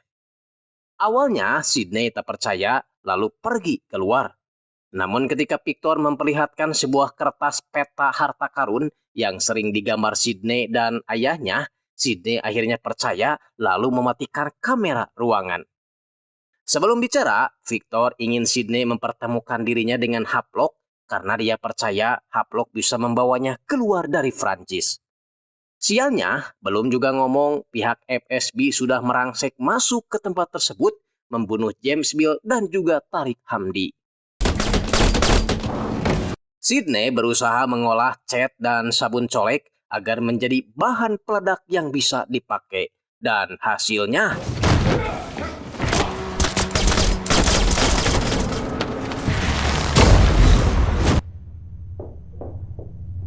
Sydney berusaha membawa Victor keluar dan si Victor akhirnya jujur bahwa dialah agen yang diutus CIA untuk membunuh ayahnya. Pulang ke apartemen, Sydney menceritakan semuanya kepada Haplok. Hal ini membuat Haplok semakin yakin kalau suatu saat mereka juga akan dibunuh oleh CIA jika mereka sudah tak berguna lagi. Habis manis, sepah di talapung. Makanya Haplok jujur kalau sekarang dia sedang meretas berkas penting milik CIA sebagai jaminan hidupnya. dan salah satunya adalah arsip 6. Sydney menolak rencana Haplok tersebut karena dinilainya itu terlalu berbahaya buat Haplok. Lebih baik mereka mendatangi seorang wanita bernama Sharon Tidwell yang menurut informasi dia adalah staf CIA juga yang dulu mengurusi semua akomodasi serta penyamaran yang dilakukan oleh Victor Post. Dengan begitu, mereka pun pulang ke Amerika menemui Sharon yang lagi ibadah di gereja. Sharon awalnya menolak membicarakan tentang Victor Post, tapi setelah mengetahui bahwa Sydney adalah anak dari Robert Scofield, Sharon akhirnya sedikit mau buka mulut, membenarkan bahwa ayahnya memang termasuk daftar yang diincar oleh CIA, tapi Sharon sama sekali tidak mengetahui alasannya kenapa ayah Sydney diincar. Sharon hanya bisa mewanti-wanti agar Sydney tak terlalu dalam menyelidiki masalah ini, karena itu bisa membahayakan nyawanya. Haplok mengutarakan rencananya, dia akan berusaha membobol arsip 6 milik CIA, dan untuk sementara waktu, Sydney harus berpura-pura tidak mengetahui semua informasi ini, baik itu tentang ayahnya ataupun tentang kejadian Victor Post di Prancis. Beberapa hari kemudian, Bradford memanggil Sydney. Selain membahas tentang kematian Victor Post, Bradford juga membahas tentang adanya orang yang meretas arsip CIA di Prancis. Sydney pura-pura tak mengetahuinya, dan Bradford hanya meminta Sydney agar selalu mengawasi Haplok karena dia curiga orang yang meretas arsip CIA itu adalah si kurang ajar Haplok. Sydney kembali menemui Haplok, memberitahu bahwa Bradford sudah mencurigai Haplok sebagai orang yang meretas arsipnya. Pantas saja Bradford khawatir karena arsip 6 yang diretas Haplok berisi tentang kegiatan ilegal CIA yang dilakukan di bawah protokol Atwater, dan mereka membunuh para agen yang disinyalir akan menjadi musuh politiknya. Haplok akan menggunakan arsip itu sebagai jaminan hidup dan akan mengajak Sydney pergi jauh dari Amerika. Tapi Sydney menolak, dia akan tetap tinggal di sini, mengungkap kebenaran sekaligus membersihkan nama baik ayahnya. Pulang ke rumah, si ibu yang tahu kalau anaknya sedang sedih, mencoba menghiburnya dengan membuka foto-foto lama dirinya bersama sang ayah. Sydney pun penasaran dengan orang yang di dekat ayahnya ketika dia masih kecil.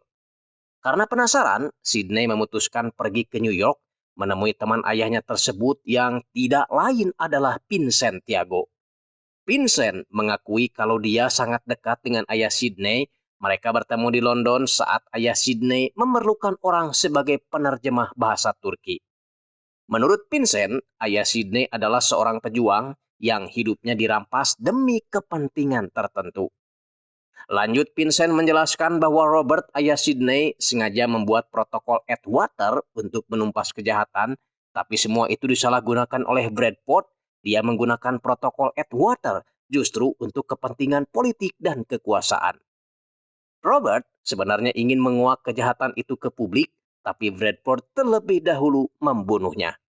Makanya sekarang Vincent ingin Sydney meneruskan keinginan ayahnya tersebut, membongkar kebusukan Bradford dengan barang bukti yang dimiliki Haplok. Dan dia siap membantu Sydney apapun resikonya. Beberapa minggu setelahnya, para petinggi CIA akhirnya mengetahui kalau yang mencuri arsip 6 milik mereka itu adalah Haplok.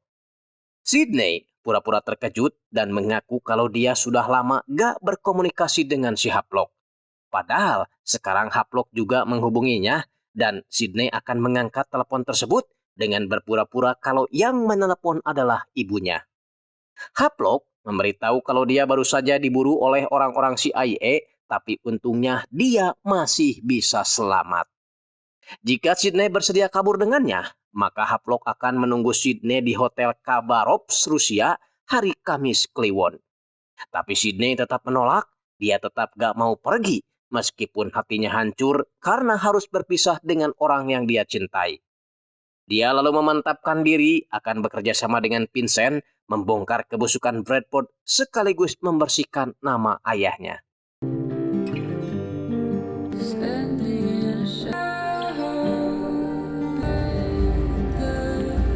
Singkatnya, waktu itu pun tiba. Haplok memberi kabar kepada Sydney bahwa dia sudah melakukan Dead Man Switch atau semacam hitung mundur. Jadi Haplok harus memasukkan kode setiap 72 jam sekali sebagai jaminan untuk menahan arsip 6 itu ke publik. Intinya, hanya Haploklah yang bisa membantu Sidney dalam menghancurkan Bradford.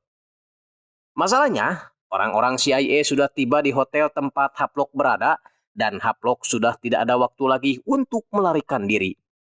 Dia hanya mengatakan kalau dia sangat mencintai Sidney. Ours doesn't matter. I love you. Stop!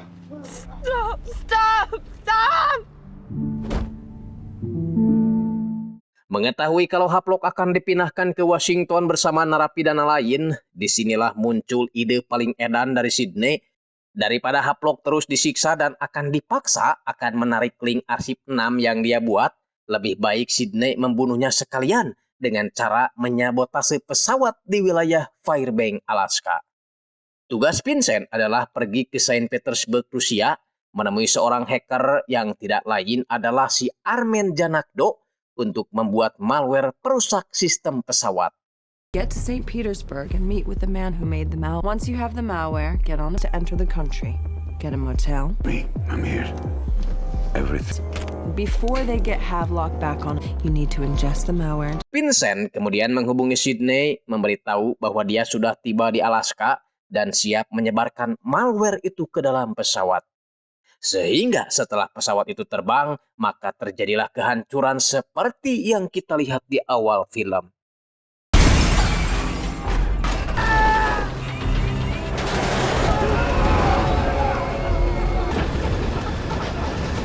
Namun kali ini kita diperlihatkan dengan kejadian sebenarnya di mana Haplok yang notabene adalah mantan seorang tukang servis Magicom sekuat tenaga membantu pilot agar semua penumpang bisa selamat dan melakukan pendaratan darurat.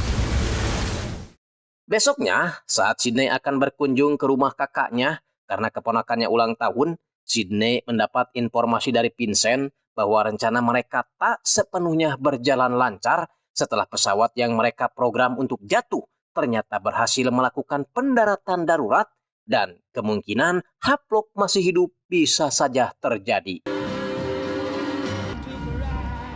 Kembali ke masa sekarang, Sidney berniat akan menghabisi Haplok sebelum Haplok ditangkap oleh pihak CIA. Haplok menjawab membunuh dirinya sekarang adalah sesuatu yang percuma karena Deadman Switch yang telah dia buat sudah dinonaktifkan oleh antek-anteknya si Bradford. Karena tidak percaya, Sidney terpaksa menghubungi Bradford dan Bradford mengiyakannya. Sekarang, Bradford berjanji akan memburu Sidney juga sebab dia sudah tahu bahwa Sidney lah yang menjatuhkan pesawat itu berdasarkan bukti diska yang Hutch serahkan kepada FBI beberapa waktu lalu. Hanya saja, meskipun udah dikhianati, Haplok tetap ikhlas membantu Sidney. Dia memberikan salinan arsip 6 itu yang dia copy sebelum dia mengirimnya ke internet. Tak lama kemudian, Frank datang ke lokasi kejadian kecelakaan, menemukan Haplok sudah menyerah dan memberitahu kalau Sidney sudah pergi. Yah, entah apa yang direncanakan Haplok dan Sidney, kenapa Haplok tak ikut kabur bersama Sidney. Haplok mengaku kalau dia juga merasa tertipu. Dia menyangka kalau ini perbuatan CIA, padahal si Sidney. Tak berapa lama, Sidney menelepon memperingatkan Frank agar tidak ikut campur ke dalam urusan antara dirinya dengan Bradford karena Sidney tak mau Frank terluka. Tentu saja Frank menolak, apalagi tindakan yang dilakukan Sidney terjadi di wilayahnya. Frank menyuruh Sidney agar segera pergi karena dia pasti akan mencarinya. Kabar tertangkapnya Haplok kini sudah sampai ke telinga Bradford. Hanya saja Bradford merasa khawatir setelah mendapat informasi bahwa sebelum ditangkap, Haplok sempat pergi ke kapal pusat data dan diyakini telah mengkopi kembali salinan arsip 6. Nah, kini setelah tertangkapnya Haplok, Bradford curiga bahwa orang yang mengambil salinan arsip tersebut adalah Sidney yang kini telah menghilang entah kemana. Untuk itu, di hadapan anak buahnya, Bradford menyuruh mereka agar menangkap Sidney atau bila perlu bunuh dia sekalian. Tak hanya Sidney, Bradford juga memerintahkan untuk membunuh Haplok tanpa meninggalkan barang bukti meski si Haplok kini sedang berada dalam pengawasan US Marshal.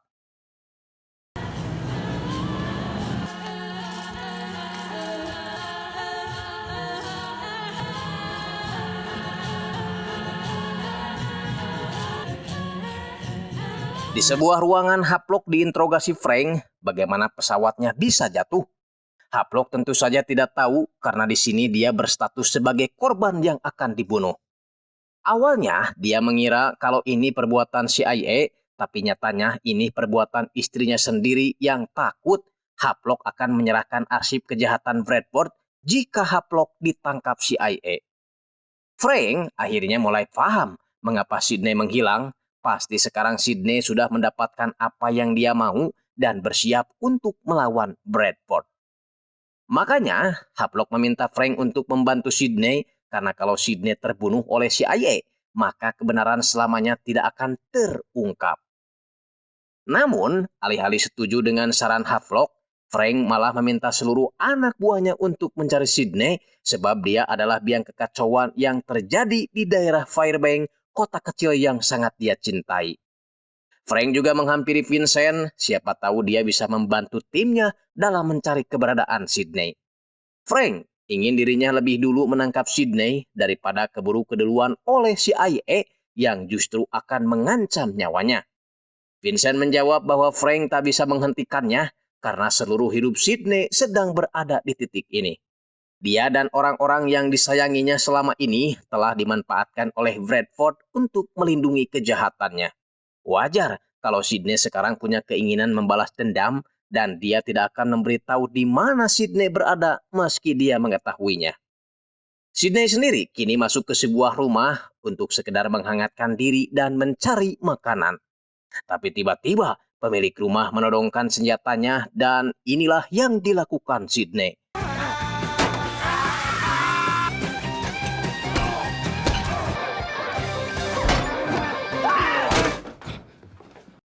Sementara itu, Bradford sudah tiba di pusat komando US Marshal, ingin Frank menyerahkan Vincent dan juga Havelock kepada dirinya.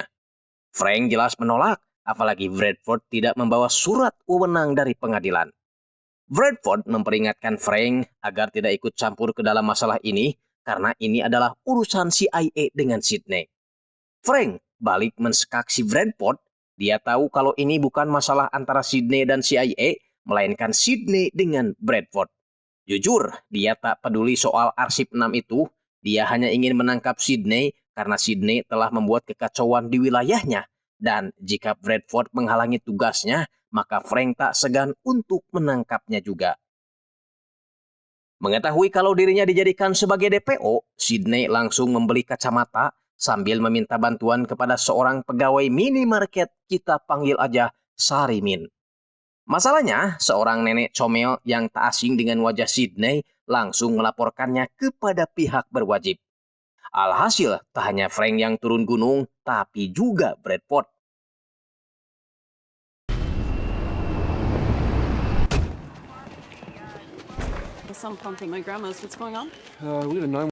Berhubung tim US Marshal sudah tiba lebih dulu, terpaksalah Bradford memarkirkan mobilnya ke belakang minimarket sambil memperlihatkan foto Sidney kepada salah seorang pelayan. Pelayan itu ingat kalau wanita yang dicari Bradford sempat ngobrol dengan Sarimin. Tanpa pikir panjang lagi, anak buah Bradford langsung membawanya. Begitupun dengan Frank setelah melihat dari CCTV bahwa Sidney sempat ngobrol dengan si Sarimin, Frank juga langsung mencarinya, tapi si Sarimin sudah tidak ada. Yakin kalau dirinya sudah keduluan oleh Bradford. Di dalam mobil, Bradford memperlihatkan gambar Sidney kepada Sarimin. Sarimin mengaku kalau Sidney hanya datang membeli cat rambut, lalu menanyakan jalan menuju stasiun Denali Star. Koploknya, setelah mendapat info, si Sarimin ditinggal begitu saja di tengah jalan. Anjing, tega sekali ya. Mana gak ada ojek lagi. Di stasiun, anak buah si Bradford sudah menunggu kedatangan Sidney, tak sadar kalau Sidney sudah ada di sana sejak tadi, dan merubah penampilannya layaknya trio macan. We don't have a visual. She's there. Board the train. Alpha. Di dalam sel, Havelock kedatangan seorang penjaga yang langsung menghajarnya karena gara-gara perbuatan Havelock dan Sidney, 3 rekannya jadi tewas. Havelock lalu mengeluarkan sebuah granat di sakunya yang membuat si penjaga langsung ketakutan.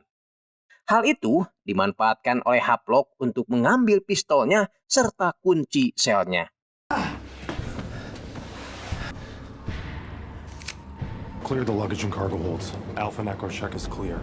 Echo team reporting.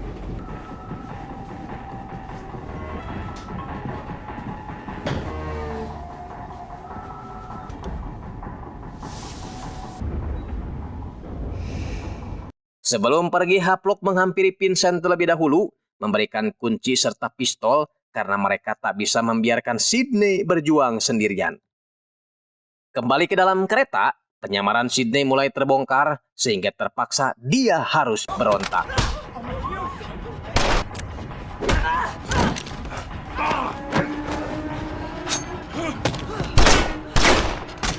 Sampai pada akhirnya Sidney bisa lolos setelah menyandra salah satu anggota CIA lalu turun di stasiun Hilly.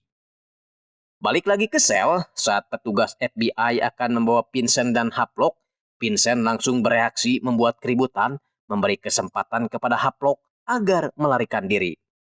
Havelock pun berhasil kabur, yang mana di luar dia sudah ditunggu oleh rekannya. Bradford sepertinya sudah tahu kemana tujuan Sidney selanjutnya, yakni sebuah bendungan hidroelektrik, sebuah tempat yang memiliki fasilitas satelit yang cukup kuat untuk mengunggah arsip 6 ke internet. Makanya dia menyiapkan anak buahnya di sana untuk berjaga-jaga. Merasa tugasnya sudah selesai, Vincent akhirnya menyerahkan diri, tapi Cole dan Jen curiga kenapa Vincent bisa memiliki kunci sel dan juga pistol.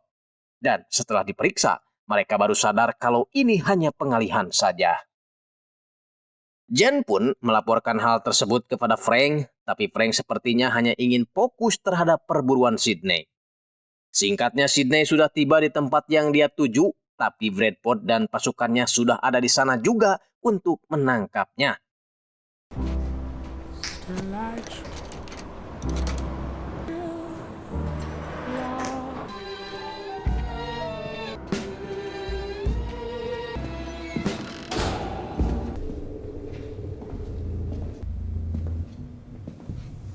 Merasa sudah menang, Bradford mengakui kalau Robert, ayah Sidney, memang memiliki visi yang bagus, tapi dia tidak memiliki kemauan untuk menyelesaikan idenya.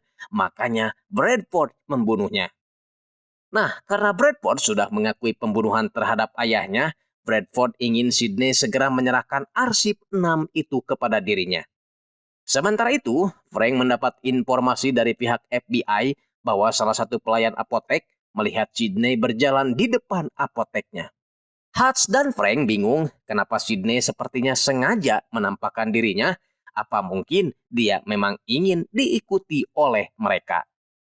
Balik lagi ke Sidney, dia tahu kalau Bradford pasti akan menemukannya, tapi asal Bradford tahu kalau ini sudah direncanakan oleh Sidney dan juga Havelock.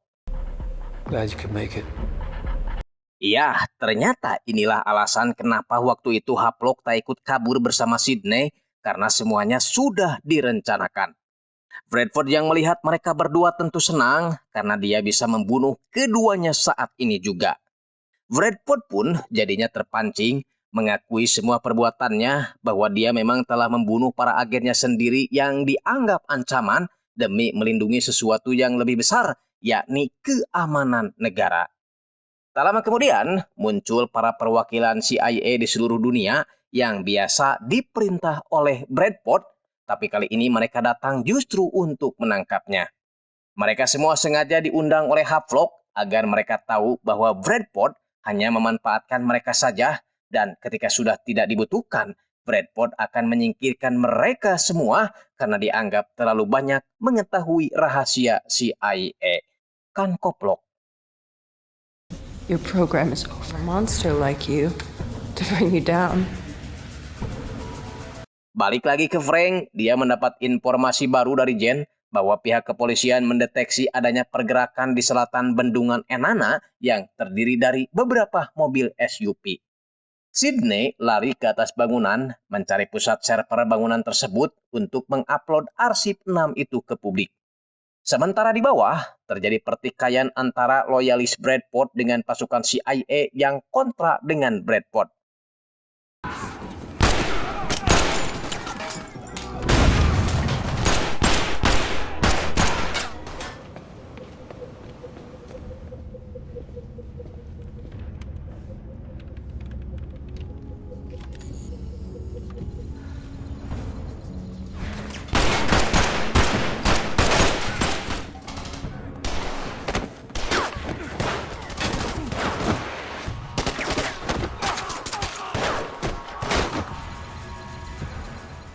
Di saat bersamaan, Frank dan timnya tiba di lokasi dan langsung ikut join ke dalam peperangan.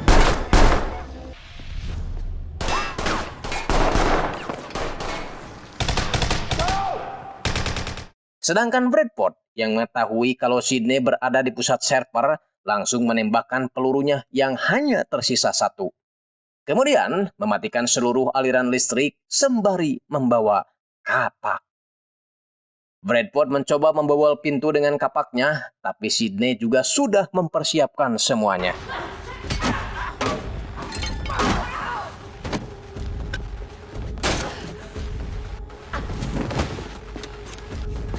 Pergelutan dilanjutkan di atas bendungan. Bradford berhasil menusukkan pisau ke perut Sydney sehingga diska itu terlempar dan Bradford buru-buru mengambilnya.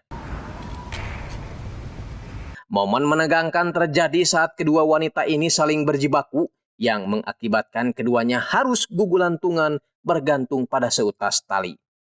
Sydney memanfaatkan momen tersebut untuk mengambil lagi diskanya, lalu setelah itu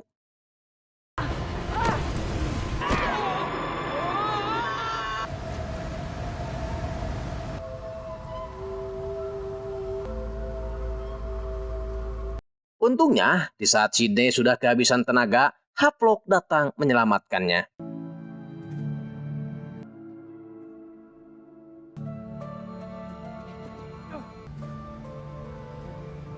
Di saat bersamaan Frank datang, tapi melihat kondisi Sydney terluka cukup parah, Frank pun sejenak melupakan masalah penangkapan.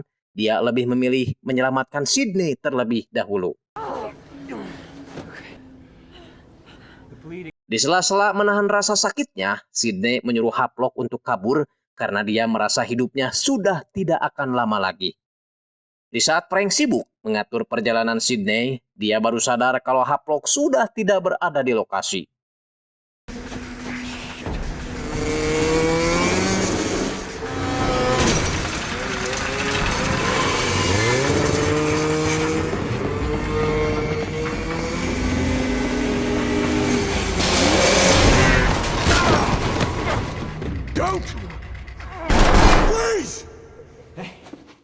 Frank berhasil menangkapnya, tapi Havelock protes kenapa Frank masih memburunya padahal dia bukan orang jahat. Malahan, mereka sama-sama telah melenyapkan penjahat sebenarnya yang tidak lain adalah Bradford. Frank kekeh akan tetap menangkap Havelock karena Havelock melakukannya dengan cara yang salah. Havelock lalu mengingatkan Frank soal pistol yang dia sembunyikan di rumahnya.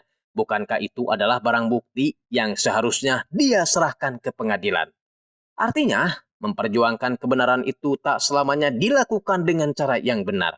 Membuat Frank langsung terdiam, tak mampu menangkap Havelock. Setelah itu, Frank melihat kondisi Sydney yang sedang dirawat, tapi salah satu dokter di sana mengatakan bahwa dia tidak bisa melakukan operasi di tempat tersebut, berhubung peralatan di sini masih terbatas, dan Sydney harus dibawa ke rumah sakit yang lebih besar. Masalahnya, salju yang turun di daerah sana masih begitu tebal sehingga tidak bisa dilalui oleh kendaraan. Akhirnya, Frank membawa Sydney menggunakan roda kecil yang digusur oleh beberapa anjing tai.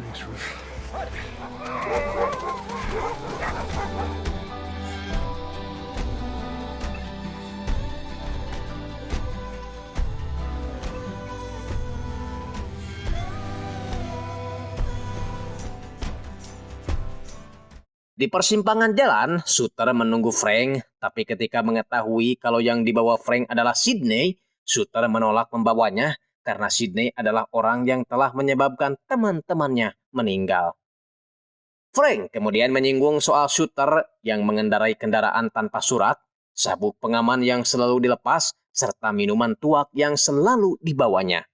Menandakan kalau Shooter juga bukan orang baik dan suka melanggar hukum. Shooter hanya terdiam, lalu bersedia menaikkan Sydney ke dalam mobilnya.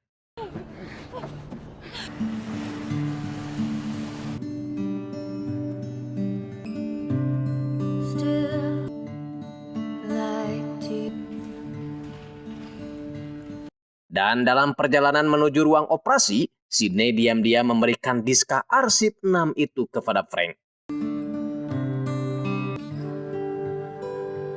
Besoknya, Frank mendapat telepon dari rekannya telah terjadi kecelakaan mobil yang mengakibatkan 1 orang tewas terbakar.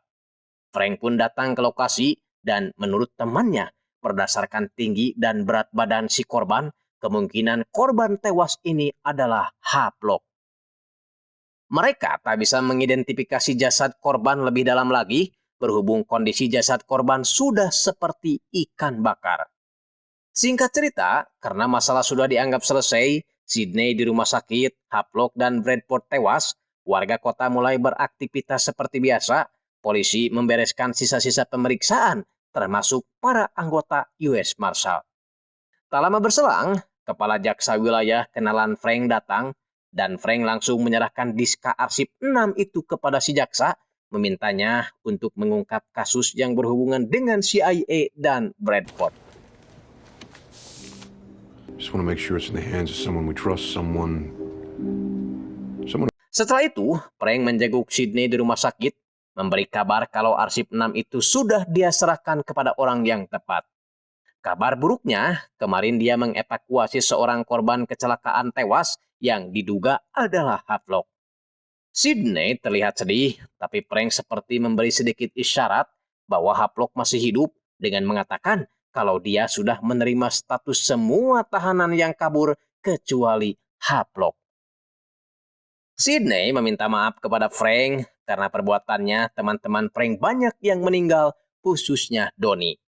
Sydney jujur kalau dia juga tak mau berbuat seperti itu, tapi demi mencari kebenaran, dia terpaksa melakukannya. Frank menjawab kalau dia juga tidak setuju dengan apa yang dilakukan Sydney, tapi dia mengerti kenapa Sydney melakukannya. Lanjut, Frank pulang ke rumah, mengambil toples anak bungsunya, kemudian pergi ke kabin sendirian untuk menenangkan diri. Di kabin, Frank terus memegang toples tersebut sambil menyesali perbuatannya. Lalu tanpa diduga, dia didatangi oleh anak dan istrinya yang sebelumnya menginap di rumah saudaranya gara-gara kecewa kepada Frank. Di dalam, mereka ngobrol secara kekeluargaan. Frank berniat akan menyerahkan pistol itu kepada pengadilan dan siap menerima konsekuensinya sebagai bentuk penyesalannya. Tapi Luke melarangnya karena tindakan itu tak akan membuat adiknya hidup lagi dan dia masih membutuhkan sosok seorang ayah. Sarah ingin Frank melupakan semua kejadian yang sudah berlalu. Yang penting ke depannya, Frank harus bisa berbuat adil, baik dalam urusan kerja ataupun urusan keluarga. Frank akhirnya paham dan dengan berat hati dia membuang pistol itu ke empang meski dia tahu perbuatannya itu salah. Malamnya, Frank, Sarah, dan Luke membaca tulisan-tulisan Ruby yang biasa Ruby simpan di dalam toples. Mereka pun kemudian membakarnya sebagai tanda bahwa mereka sudah mengikhlaskan kepergian Ruby. Keesokan harinya, Frank dan keluarga bersama-sama membereskan kabin dan mereka terlihat sangat bahagia sekali, ditambah Kira juga ada di sana, hitung-hitung mendekatkan diri dengan calon mertua.